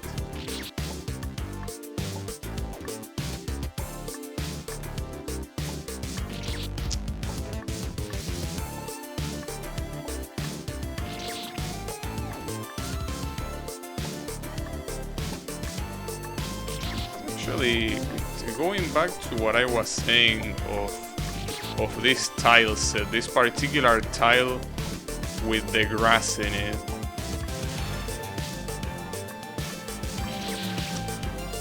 It's very impressive how with only 32 by 32 pixels, well, and even less if we're specifically talking about the grass, how you can make it look like you can make it look so detailed despite having so little pixels to work with. It's crazy. Pixel artists really are something else. And back then, when pixel art was actually the industry standard because 3D didn't exist or only existed in arcades, the pixel artists popped off so much. Like, they did so many gorgeous sprites, whether the sprites are backgrounds or characters or, you know, objects that are interactable. It's crazy. I mean, you should look at the King of Fighter games, for example. You look at the backgrounds of the King of Fighter games, and it's crazy. It's crazy how they look. Like, they look so well despite the limitations that, well, working in the base of pixels will give you. We're talking here about squares of 32 by 32 pixels. But the games back then, it's not like they had that much. Like, the screen total, you didn't have much to work with. You had, I think that, well, the King of Fighter games originally had, like, what, 200 something by 100 something pixels on the screen. You had so little pixels to work with. But saying it like that might sound very small, but if you're talking about the amount of pixels in total, it's like 30,000 or something. The amount of total pixels on the screen. Which is still low, especially compared to modern resolutions, but it's a lot. It's a lot. I mean, it's very challenging to work with something like that. Okay. Pixel artists back then were somehow able to do that. There was some magic they employed. Maybe they were all witches. And I think that this grass here is a very good example. With so little pixels, you make something look so good. I want to like Google Sonic Advance and see if the grass look like this. Because it really feels like it's from those games. But it's also been so long since I played them that it might not be. It's a shame though that well, at least to me, Sonic Advance 2 and 3 are very bad games. 1 is cool. 2 and 3, the level design of those games is atrocious. At least I found it atrocious. Like, it essentially feels like you're playing an I Wanna Be the Guy fan game. Except that here, trolling and shit like that is the usual, right? If you play an adventure fun game, chances are that it will have a lot of traps. So you expect it here, but in an official Sonic game to have that sort of shit. Well, the first Sonic game, the Sonic the Hedgehog on the Sega Genesis, had some places that were essentially trolls, but it wasn't completely plagued by it, but it wasn't full of it, like it is in Sonic Advance 2 and 3, where it seems that every time that you start running, an insta-give is gonna hit you. And the insta-give can be multiple things. It can be another enemy, it can be a bottomless pit that appears out of nowhere. So it's also true that the Game Boy Advance has quite a lot of limitations in how much you can show on the screen at the same time. And understandably so, because it's a handheld console. A lot of games, especially platforming games, suffer a lot because of that. I mean, the most common example is Mega Man Zero. The most common complaint in Mega Man Zero is how everything pops up out of nowhere, because there's simply not enough room on the screen to be able to show what is further from you. You can only see yourself in a very small amount of stuff surrounding you. And that means that, just like in Sonic Advance, a lot of times you're gonna be running onto stuff that is gonna kill you. A lot of times it's just stuff that hits you, and since Mega Man has health, you can take a couple of hits, it's alright. But then you have places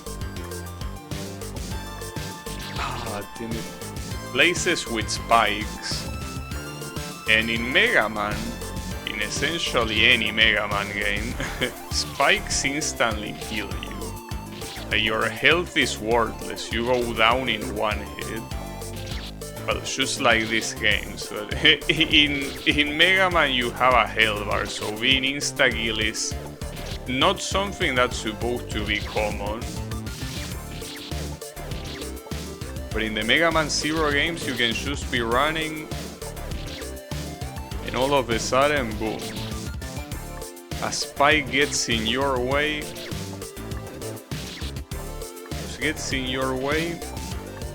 and you die.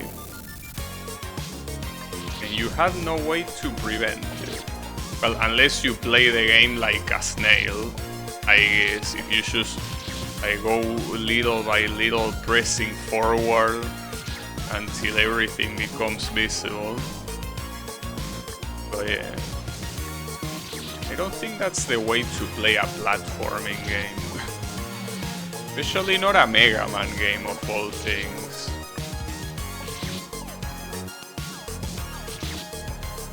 It's one of those cases where technical limitations are an issue. But despite that, I think the Game Boy Advance still was able to produce a lot of nice games. It's also a shame that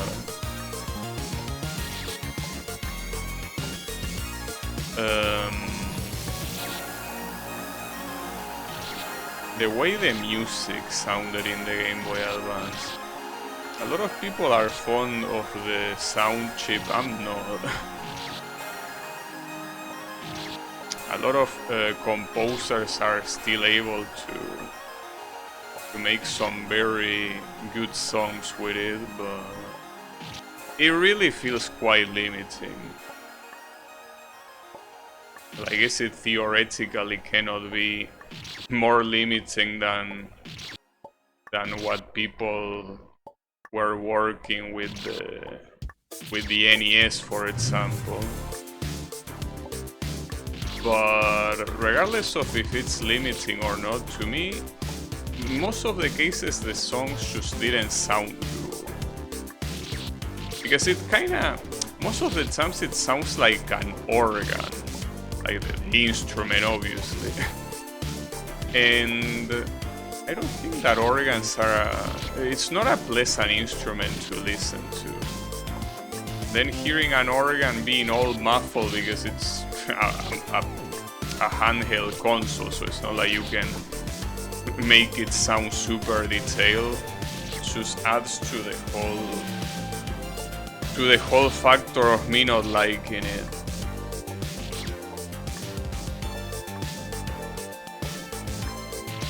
but it's alright. There are some cool tunes in there. Just need to look for them. You need to, I guess, look for them a lot. Not very easy. Oh, really? I think that's the second time that spike somehow heals me. Also reminds me that there are a lot of handheld games that I have no idea they exist. And some of them are very good. Like I think, for example... Well, the problem is that a lot of them are also RPGs. I'm not that fond of RPGs. Especially if they are turn-based. I probably, since I'm so ignorant about those consoles in terms of the library, it would be nice to start looking up for recommended like Game Boy Advance games, for example. Nice. Alright, more progress. More progress and into 52. I honestly like how the other room look more, because it look a lot more open and stuff, but it's alright. Here you also have the same amount of checkpoints as the previous room. We will see how it goes. Well, in fact, let me observe this checkpoint. Damn. There is a vine. Well, there's also a vine on what looks like the last checkpoint. The vine, is it that hard though? Wait. Okay, you land on the platform below the vine and then you jump into the vine and then into that nerf gate and then the checkpoint. Okay. I mean, depending on how hard that first vine jump is, because it seems like it wants to be a full jump, so you will have to jump from very low into the vine. So before worrying about that, this jump where you jump into the water seems messed up. And it's not just getting into the water, but also getting out of the water. Okay, that's how you do it. Let's see how often I can replicate that. But yeah, at least I was able to do it once.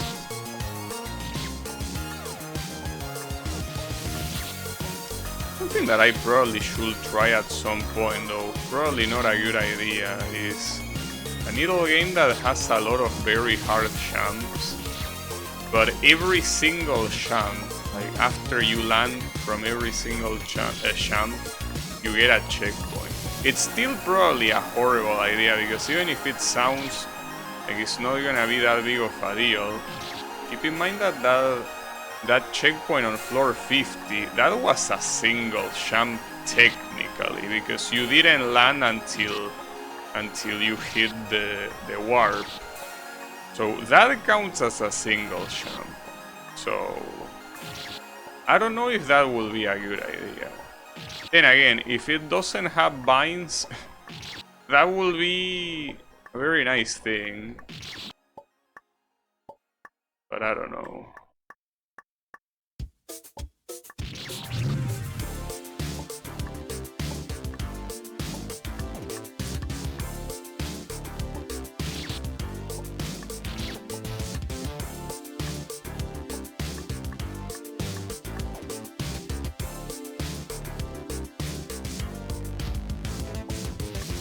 Nice. And just try landing into the spikes. So I feel like I'm gonna... Well, I did fail that jump, but I mean, I'm probably gonna fail landing into the platform below the spike. I wouldn't be surprised.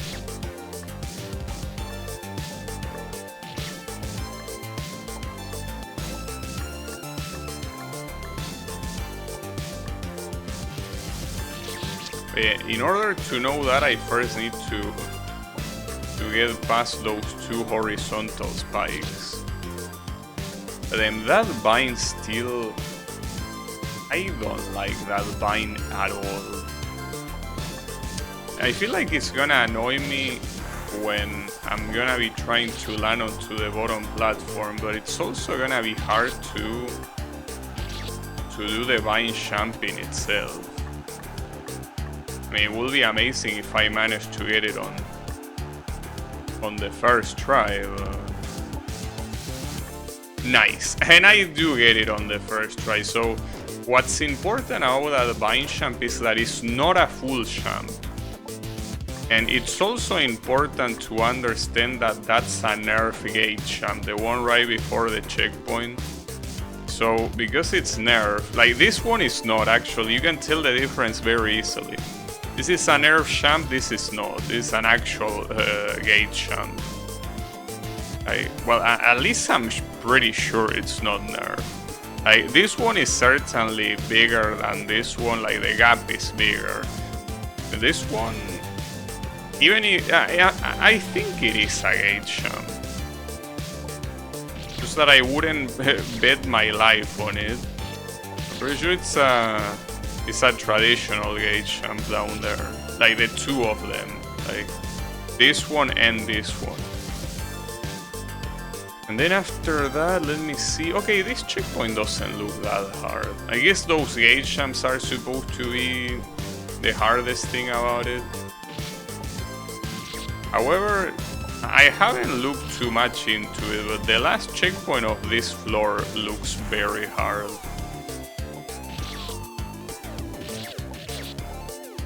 I mean, the fact that it has a vine jump that leads into a water purge, that is already a bad signal, no matter how you look at it.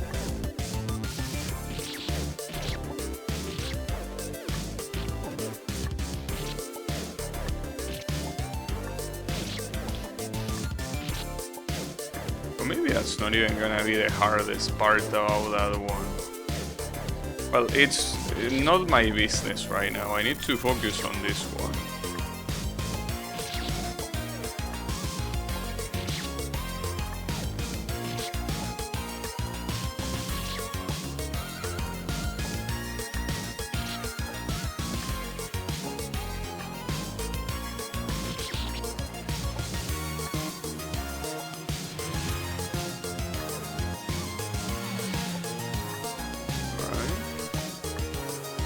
Okay, so doing that other jump is also gonna be hard.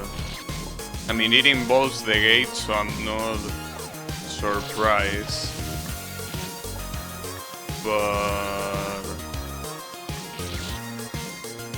you need to do that gate the highest possible, and then double jump. And then after that, well, this jump is difficult because you have the ceiling right next to you. And then this one, I guess, is mostly aiming for that nerf corner jump. It shouldn't be a problem, but you never know.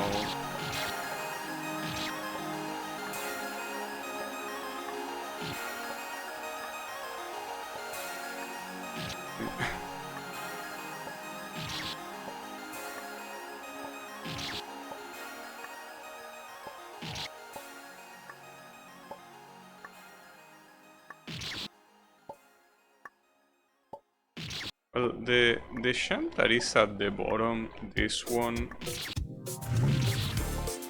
like it's slightly challenging because you don't really die after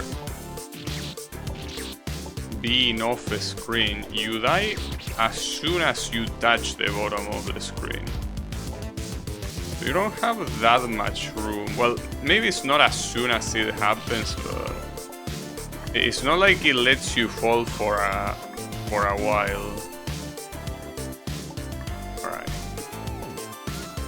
Ah, really? Team, that's such a sad death. Especially after getting past the other shit. The fact that I didn't go to the left enough. That's fucked up.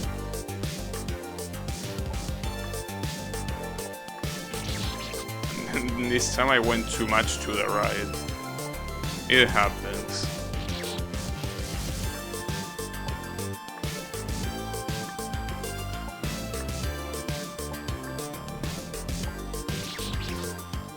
That attempt, I almost landed on that top left platform, was too good.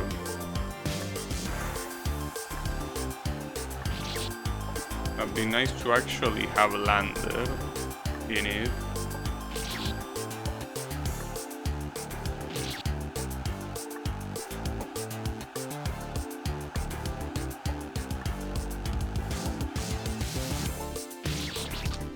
Now I'm gonna be dying to that one. Like dying to that specific spike is actually what makes sense. That's the reason why it was so heartbreaking to die after being past that one.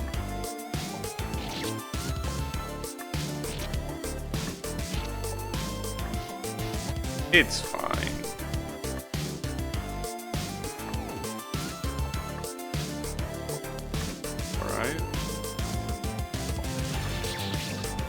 I didn't expect to get that one on the first try. To probably delay your second, well, your double jump a little bit more. Focus.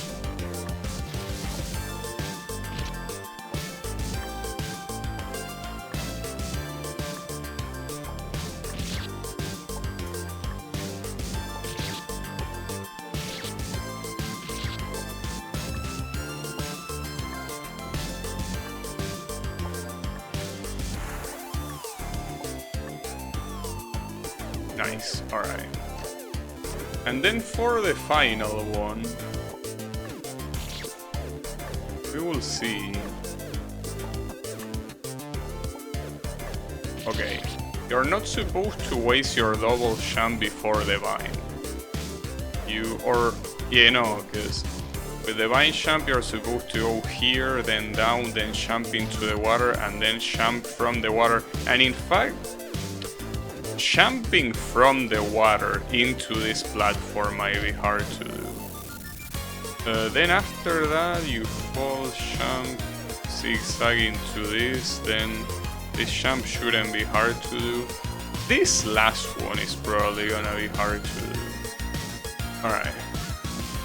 It's fine.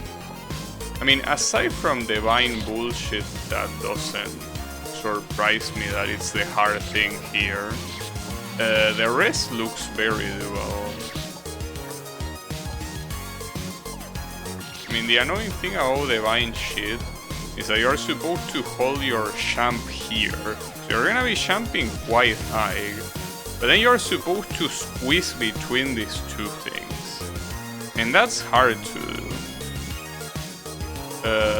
If you're gonna be falling from the top.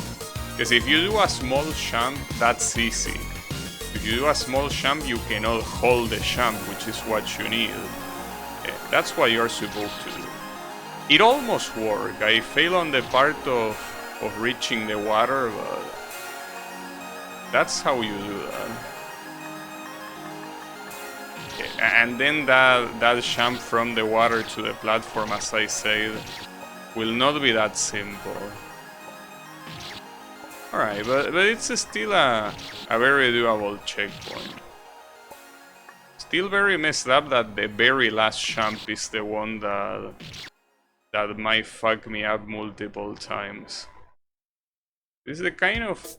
like, that last jump is the kind of jump that you're supposed to kind of do a full jump from here. Like, this spike here is gonna be such an asshole.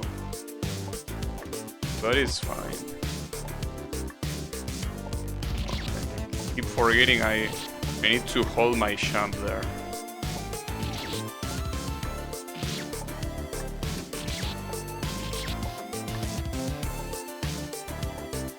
Not this one. This one.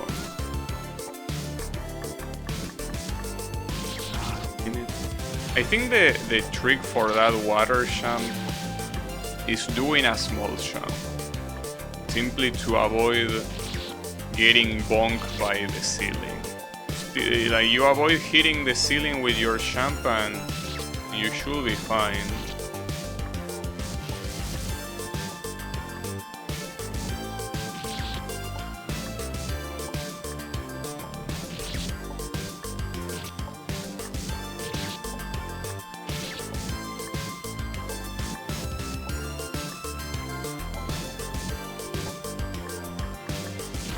Too much to the right.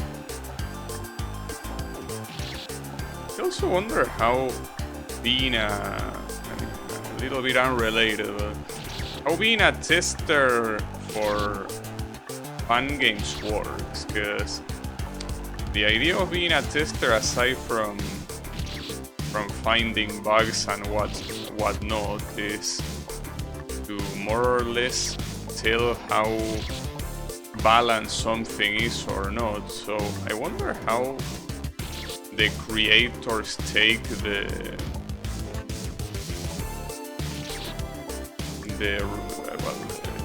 recommendations from the testers, like, hey, maybe you should nerf this checkpoint, or maybe this checkpoint could be harder if you want. Wonder how they take that. It will be nice to test and I wanna be the guy again. So the issue with that is that I will assume that the idea of testing is that you do it in private. I'm not sure if I'm fond of the idea of playing and I wanna be the guy fun game off stream. But I will have to do it with my fun game to test it. That's an exception. Playing and I wanna be the guy fun game off the stream sounds like a bad idea. I mean, a lot of times playing it on stream is already a bad idea.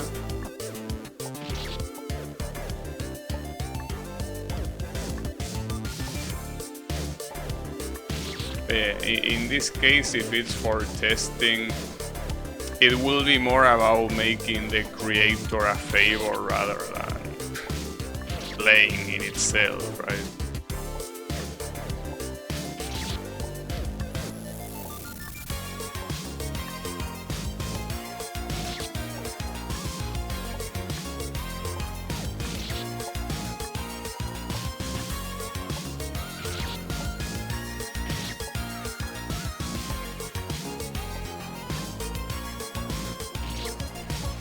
I was getting that champ before the Vine very consistent. Well, I don't know if very consistently, but I was getting it more times than I wasn't. And now that ain't happening. I'm just either dying to the top or the bottom spike. I don't know why. I'm doing the same thing as before. You know?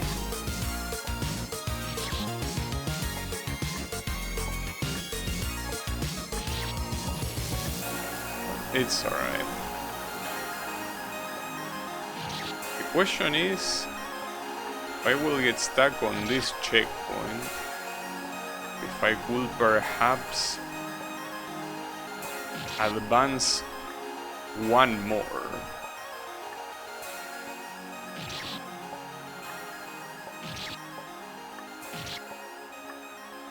Hard to tell.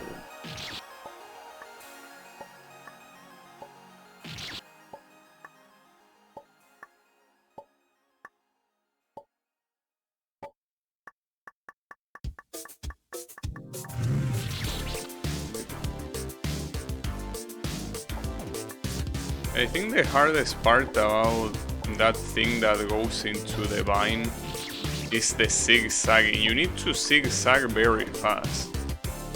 Without choking, it's left, right, left, left, right, left.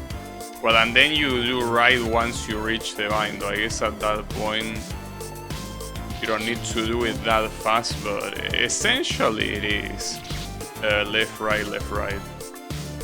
So yeah, it's still hard.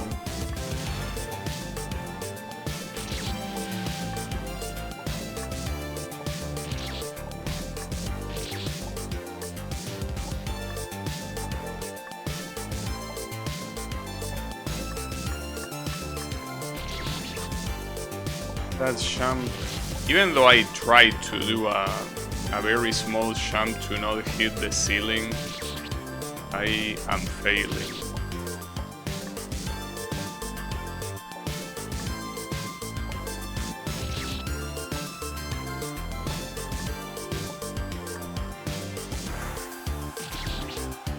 Yeah, that zigzag is hard. I mean, usually zigzagging that fast is hard no matter what, though. The most fucked up thing is this spike's positioning.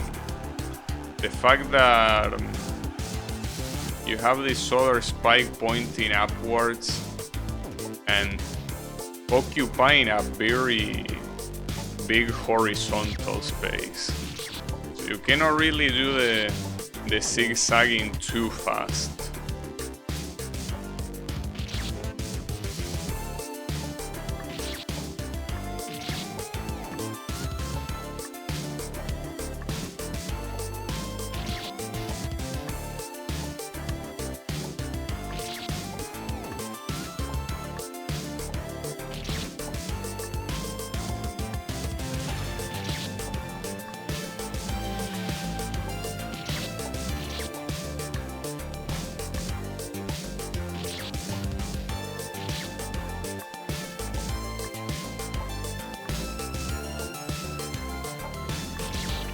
Really?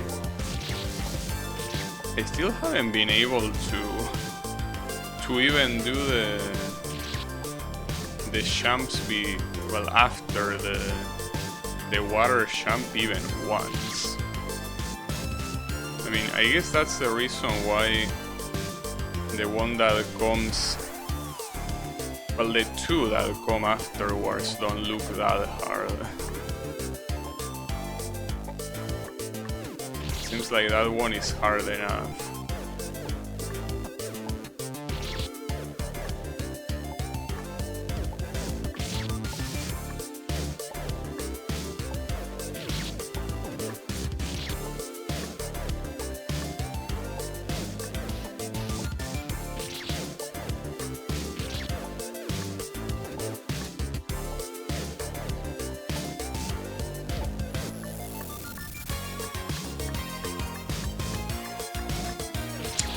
But I just cannot do a short jump. I feel that water jump is very reminiscent of that infamous 42 checkpoint.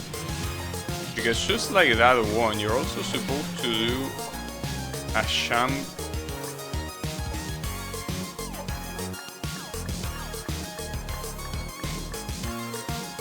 that makes you go horizontally far, but that vertically you cannot jump too much. Like an extremely precise jump, essentially. It also is pretty fucked up that so far, every checkpoint that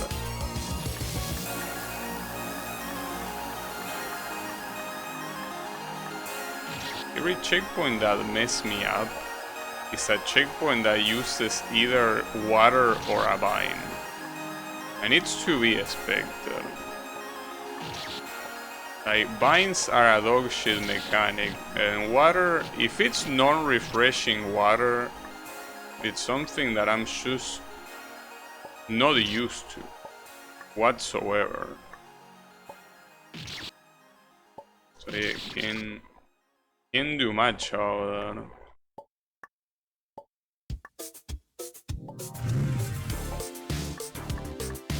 Okay, that works. team, that's also a precise jump. That's messed up. Like, you're supposed to do that, but slightly lower. I mean, it's already hard enough to jump there without hitting the spike or without doing it too early and simply going back up. The voice, my voice gave up there. Nice. Yeah, it's already hard enough to do that, but you have to go even lower. Even lower to be close enough to the spikes below, obviously. And then after that you do a zigzag. A zigzag that, even if it doesn't look hard, judging by the bullshit you have to deal with before, it's hard simply because of the insane choke potential. It's a very big choke potential there.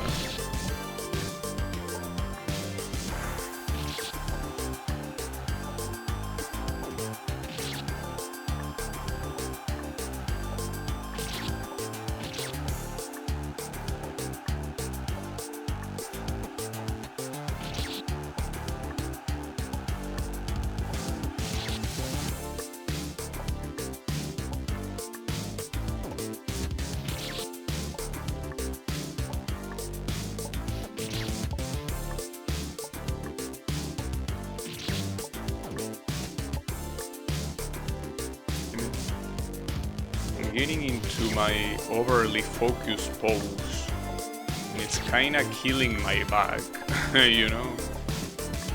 That's not good.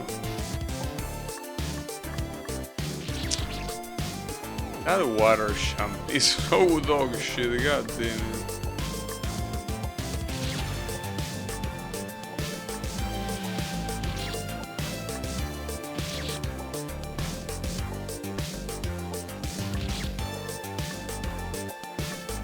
Oh, and I just realized this is the floor 52. Just like 42, it ends in 2. So that can be bad. That could mean that from 42 onwards, every floor that ends in 2 is cursed. That will be a problem. But I hope I can beat this checkpoint today. In fact, I mean, unless I somehow beat it in the next 10 minutes, which is looking hard to believe right now. It seems that this will be a good last checkpoint for today. That's assuming... Well, that's assuming that I don't get it soon enough, but I also get it eventually. Both things are looking like are not gonna happen.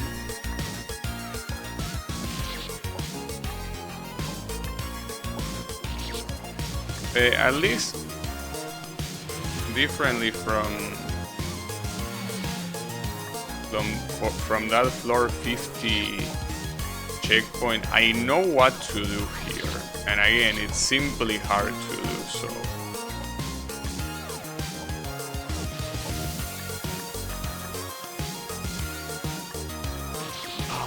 Team, that... Okay, that zigzag is not gonna be that easy after all. Though that was close, at least, I gotta say. As I was saying, I know what to do, simply that it's hard to do so.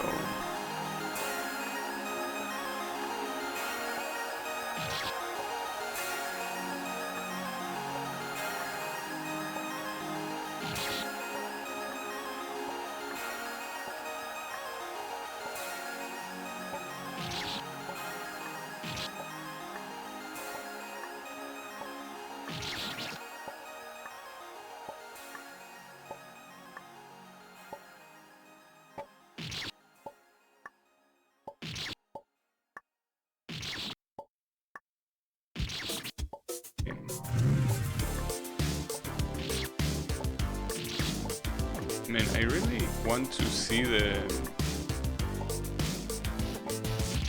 delicious fruit reviews to remind myself where is the difficulty spike gonna be. No pun intended.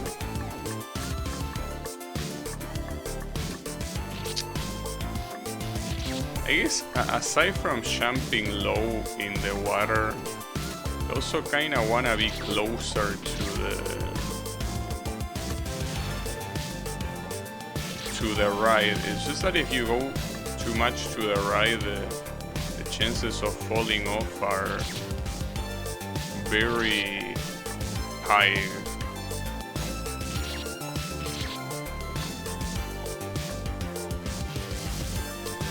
Hey Barfies, how is it going? I helped you through an assignment then. I'm glad. I mean, hopefully your assignment is not as much of a failure as this attempt though, because I will be bad. Hopefully at least I help you to make a good assignment, not a bad one. But hey, at least there was some progress today, so I cannot say it was that bad. But it seems that reaching another hard checkpoint that I might not be able to beat today. But hey, beating almost 3 floors, I will say that it's a good progress, you know. Also, what is the assignment about? What are we talking about? Assignment for university? For school? Maybe for work? I don't think they make you make assignments for work, right? For college. And about what topic?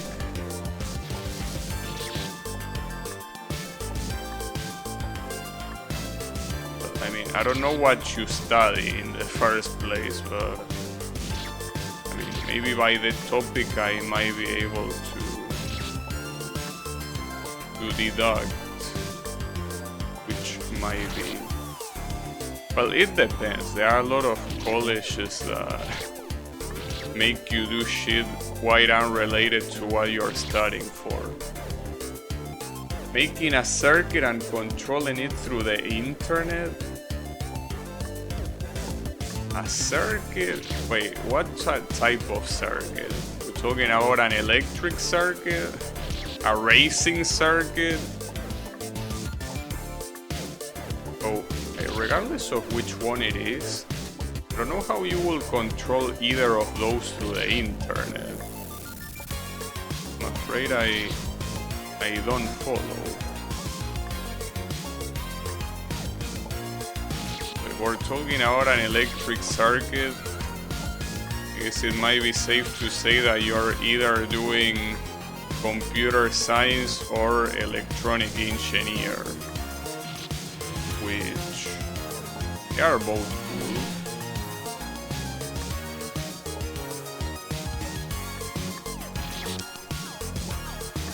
I mean, electronic engineering is very nice. It's also the kind of thing that you gotta get your hands dirty. Kind of thing that eventually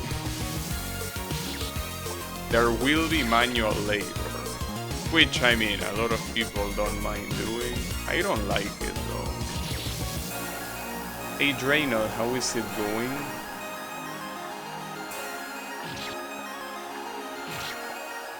Just a little bit stuck in here, but it's fine. Nothing new under the sun.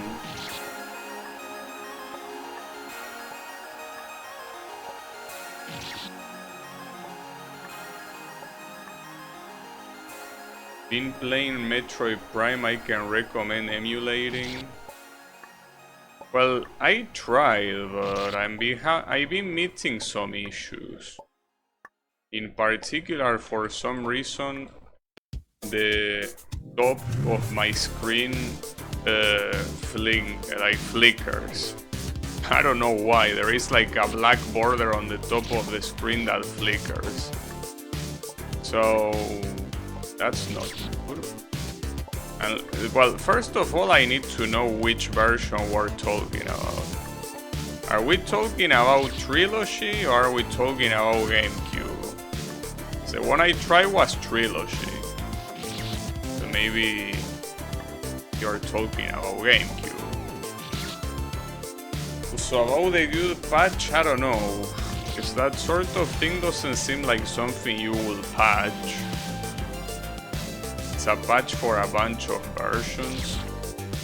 Oh, it's the GameCube version, okay. Well, in that case, I wouldn't know, because the problem I got it from on the Trilogy. So, I think that what I'm gonna do for Metroid Prime is wait until I get a better computer, which should happen next month, or play the remaster.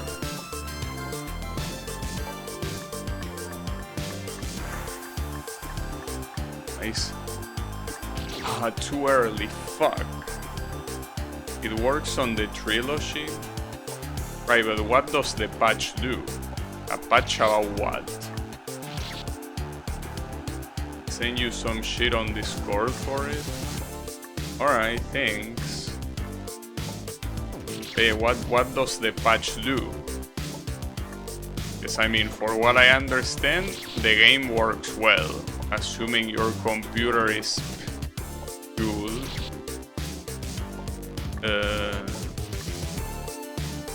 A bunch of known emulator bugs and makes the controls very nice. I don't know if I like that last one though. In playing it on mouse and keyboard, well, yeah, that's something that I plan on doing, since emulating the nunchuck and Wiimote is something that you can easily do with mouse and keyboard. But yeah, unless you wanna use motion controls. Well, I mean, mouse and keyboard are for motion controls. The mouse essentially emulates the Wiimote, and well, the keyboard can emulate the nunchuck. So those will be motion.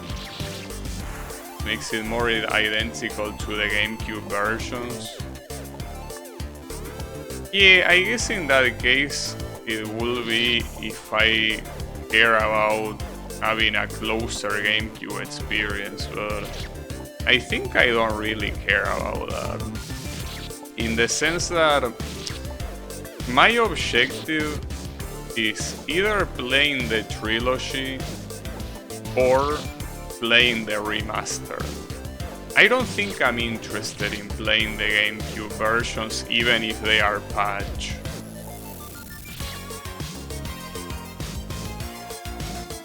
Will require motion interactions in Metroid Prime 3, meaning you no longer require any motion simulation.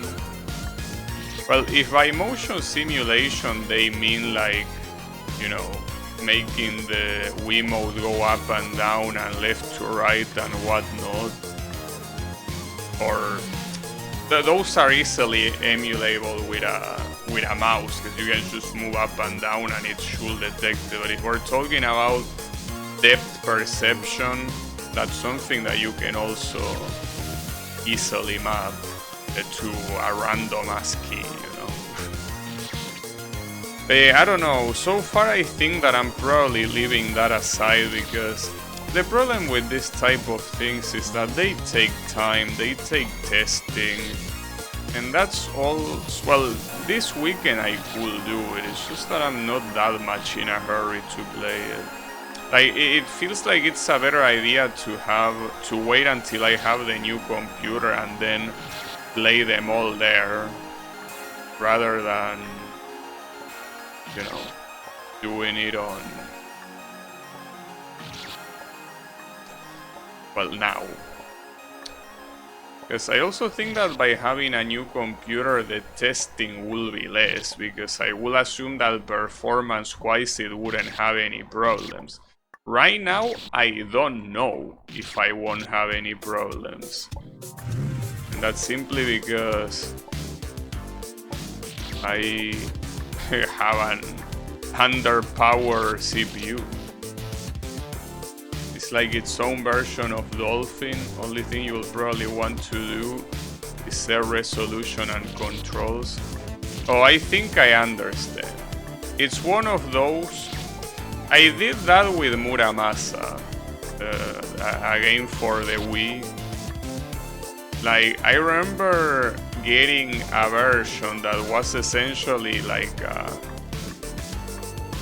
tailor configured Dolphin for specifically that game, and it really felt like you were playing a PC port, because it ran so well. And I think I played that before, like I think I played that with the Radeon 6000, like 6670. Like, that's a very old video card, you know. Like, that was, I think, before I had the Nvidia 760, so like that's a long ass time ago.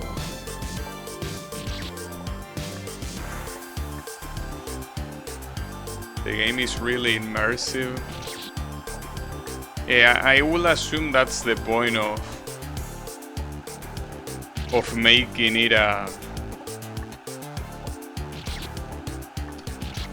first-person shooter, you know.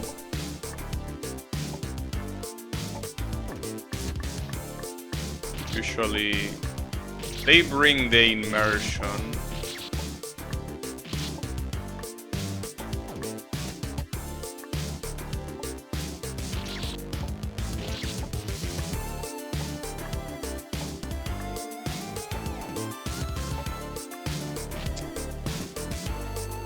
Running an early night today. I sent you the patch though, so you can have a look at it. Alright.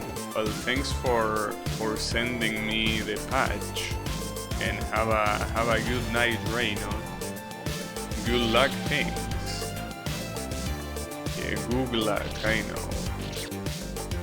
I will try to have good luck, but I'm starting to feel that this checkpoint won't happen today. So yeah, don't worry about it. You can go to sleep without issues.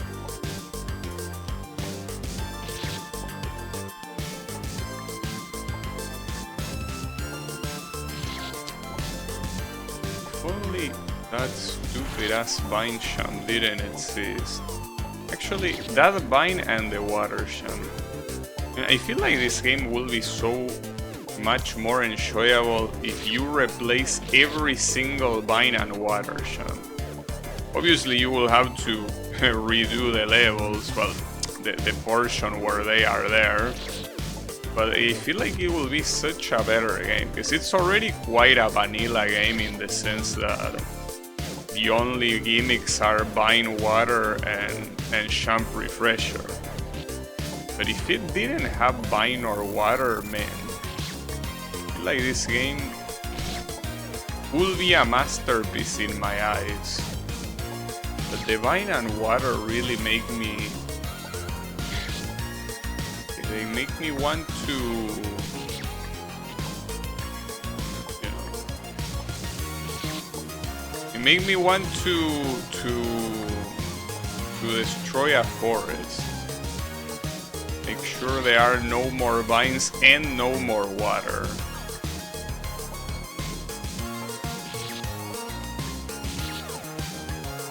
Especially no more vines, though in this particular checkpoint and also on the 42 checkpoint, I cannot blame vines. Like the blame in 42 is 100% on water. This one is half and half, because the Vine Champ forcing you to do a full champ here sucks, but the Water Champ is also very hard.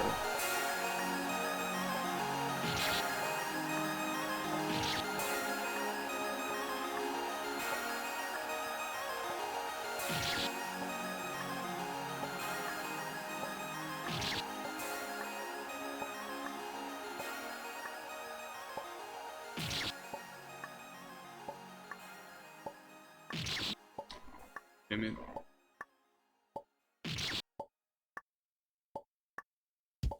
Well, it's alright though. Even if this is the checkpoint that I have to stay at, it was some very good progress. So hold up, before I forget, I want to check in what floors the reviews start complaining. I think it's on the 60s. The floors that start with 60s is that people say that have like the fucked up ones. Probably. Well, someone says that 40 to 70 floors are the most difficult in the game.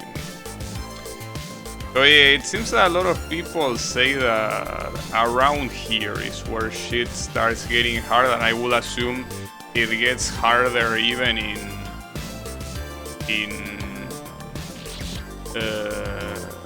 wait, did this get brighter? Am I stoned? Like the screen got brighter. Maybe I am stoned. It seems that we still have some floors to go before the real shit starts happening. Hey, it's alright. I still can't believe that there are people that were able to beat a game like this with only 6,000. That's what I think that right now I'm well into the 5 digits. 28,000, and you can say that I'm halfway through. But yeah, halfway through my ass. These are gonna be significantly harder than the first half. So yeah, how can people beat this in 6,000 deaths? I don't know. But it's even more fucked up that I've been told there is a speedrun of this game in 1 hour. Someone's just casually beat, well, probably not casually, but someone beat this game in an hour. The whole game, all 100 floors in an hour. That's a little bit messed up, dude. I just don't understand. How can people be so good at this? It doesn't make any sense.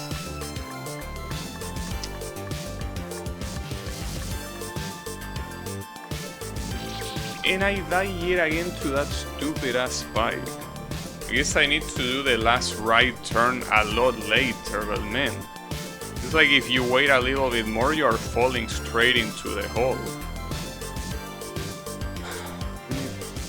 I want to at least get a shot at the final champ. Not even the one before the final champ. No, I want to take a shot at the final champ because I'm almost sure I'm gonna fail it at least once, which is the reason why I want to at least have that happen. I want to see how hard it is, because it looks hard already, but I need to see it myself. I need to feel it myself.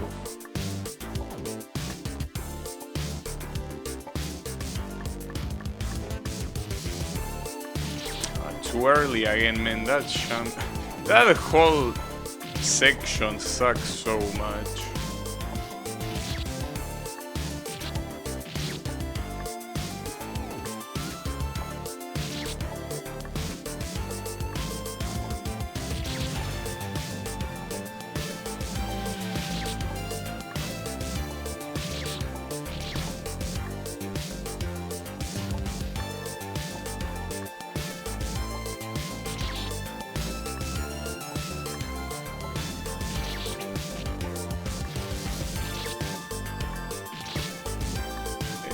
What I'm gonna do, well, the plan is like this.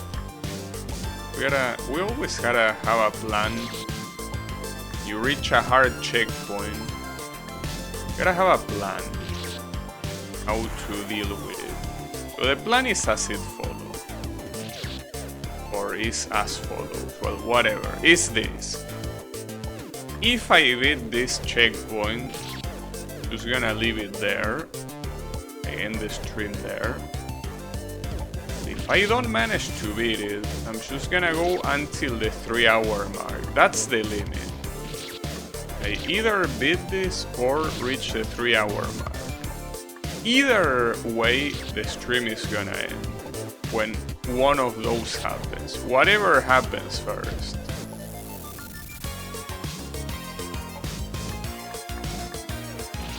So we will see. It's looking like the later is gonna happen first though. Like beating this before the 3-hour mark is not looking possible. Damn, this checkpoint is hard.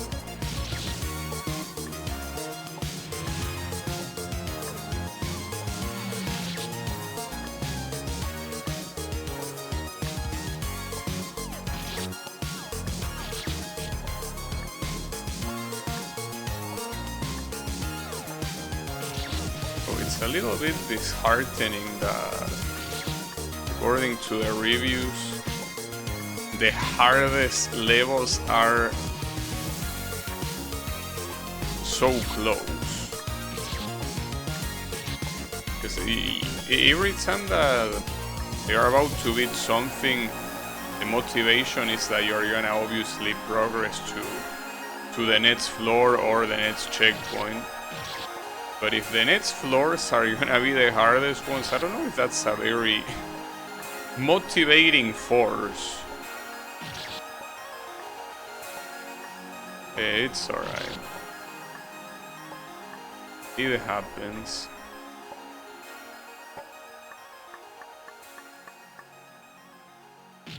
Okay, man, then that middle ground is so fucking hard, dude. You either do it too early and hit the bottom spike after jumping, or you do it too late and hit the bottom spike without even jumping. God damn it, dude. Having such a precise jump after the vine and water bullshit right beforehand is so evil. Okay, I think that I already identified my enemy.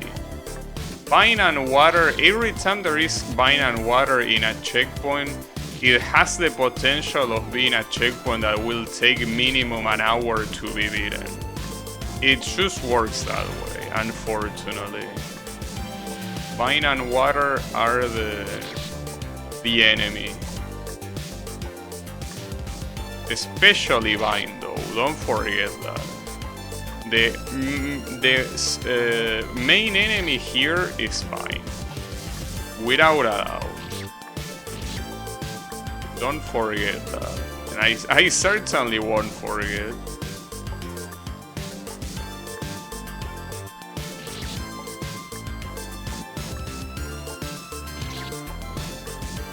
And I really wish that instead of using so many vines or waters, it used more jump refreshers. That is a gimmick that is fantastic. Probably the best gimmick in I Wanna Be the Guy.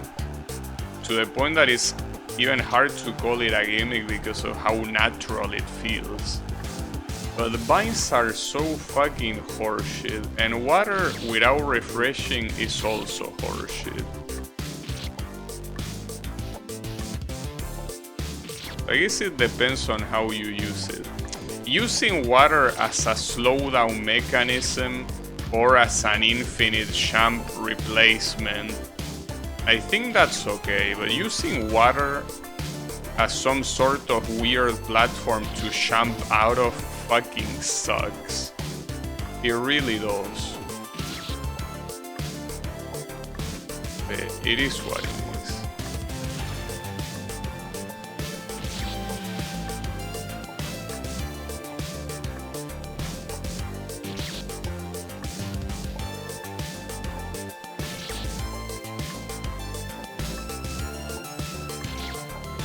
I guess at least there was some progress, but I will say an underwhelming amount of progress. unfortunately. Like, almost beating 3 floors, and not even that, because it's less than 3 floors, is very disappointing for a whole stream. But that's the type of progress that I'm probably gonna get in every single subsequent stream, so I shouldn't be surprised. It will still be annoying.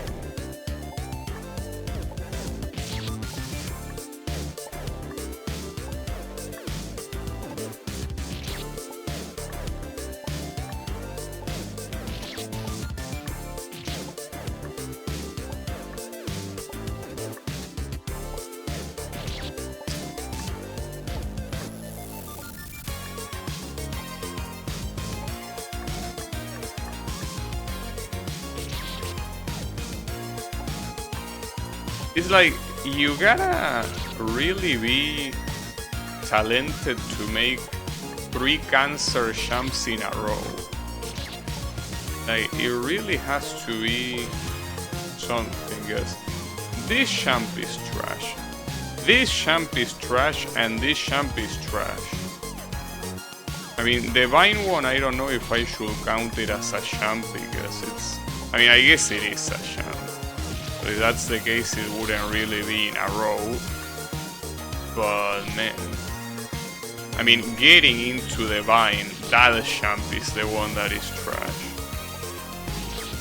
Oh my god, damn it, dude. And this one looks so innocent, right? Like, just, you know, the walk off and double jump, easy. But it's so precise to do that double jump that... And even more fucked up that it comes from a precise jump, like after a precise jump, so it's just so shitty. It's alright though.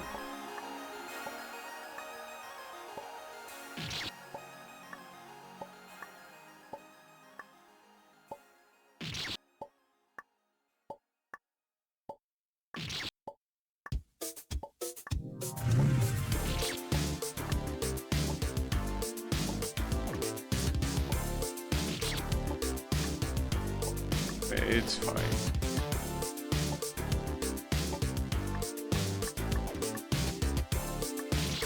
Team too early again, dude. How fucking picky. How can you be so picky after 2 dog shit jumps? Like, dude, come on. Should be picky like that maybe at the beginning of the checkpoint, but not at that point. So fucking picky with the damn double jump.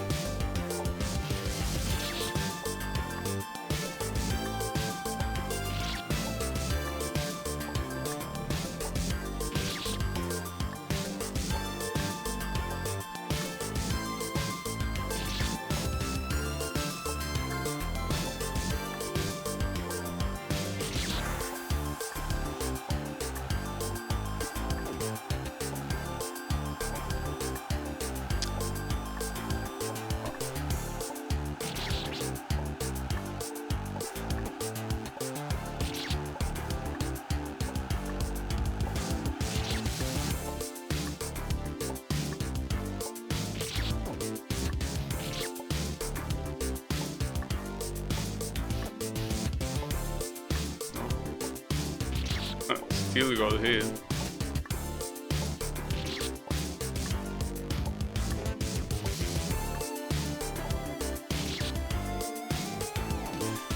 Pretty sad that I couldn't even get past the zigzag on the bottom. I thought at least I would be able to do that, but no, I don't.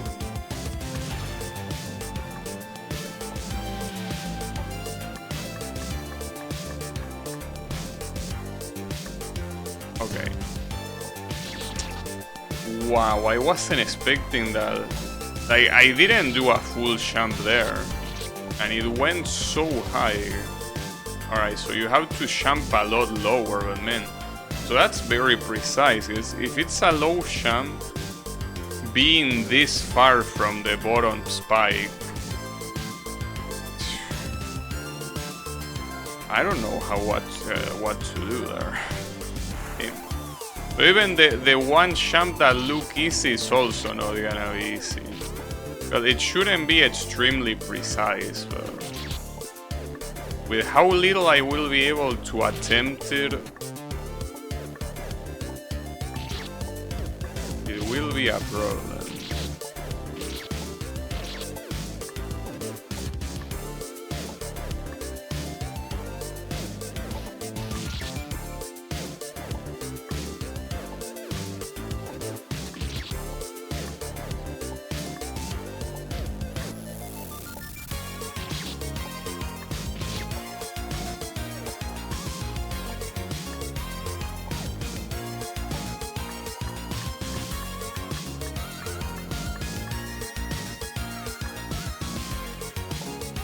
Alright. Nice.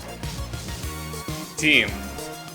Actually was able to get it today. Unbelievable. Well, without thinking it twice, I'm out of here. That is enough bullshittery for a day. Well, in fact, 3 full floors were beaten today, which is still very little. Very slow progress, but it's better than at least almost doing 3 floors and barely not being able to. So I don't even care. All this checkpoint, that's something that the Gabby of another day will have to worry about. So yeah, thanks everyone a lot for watching, and I'll be seeing you on the next stream. So have a good one and take care.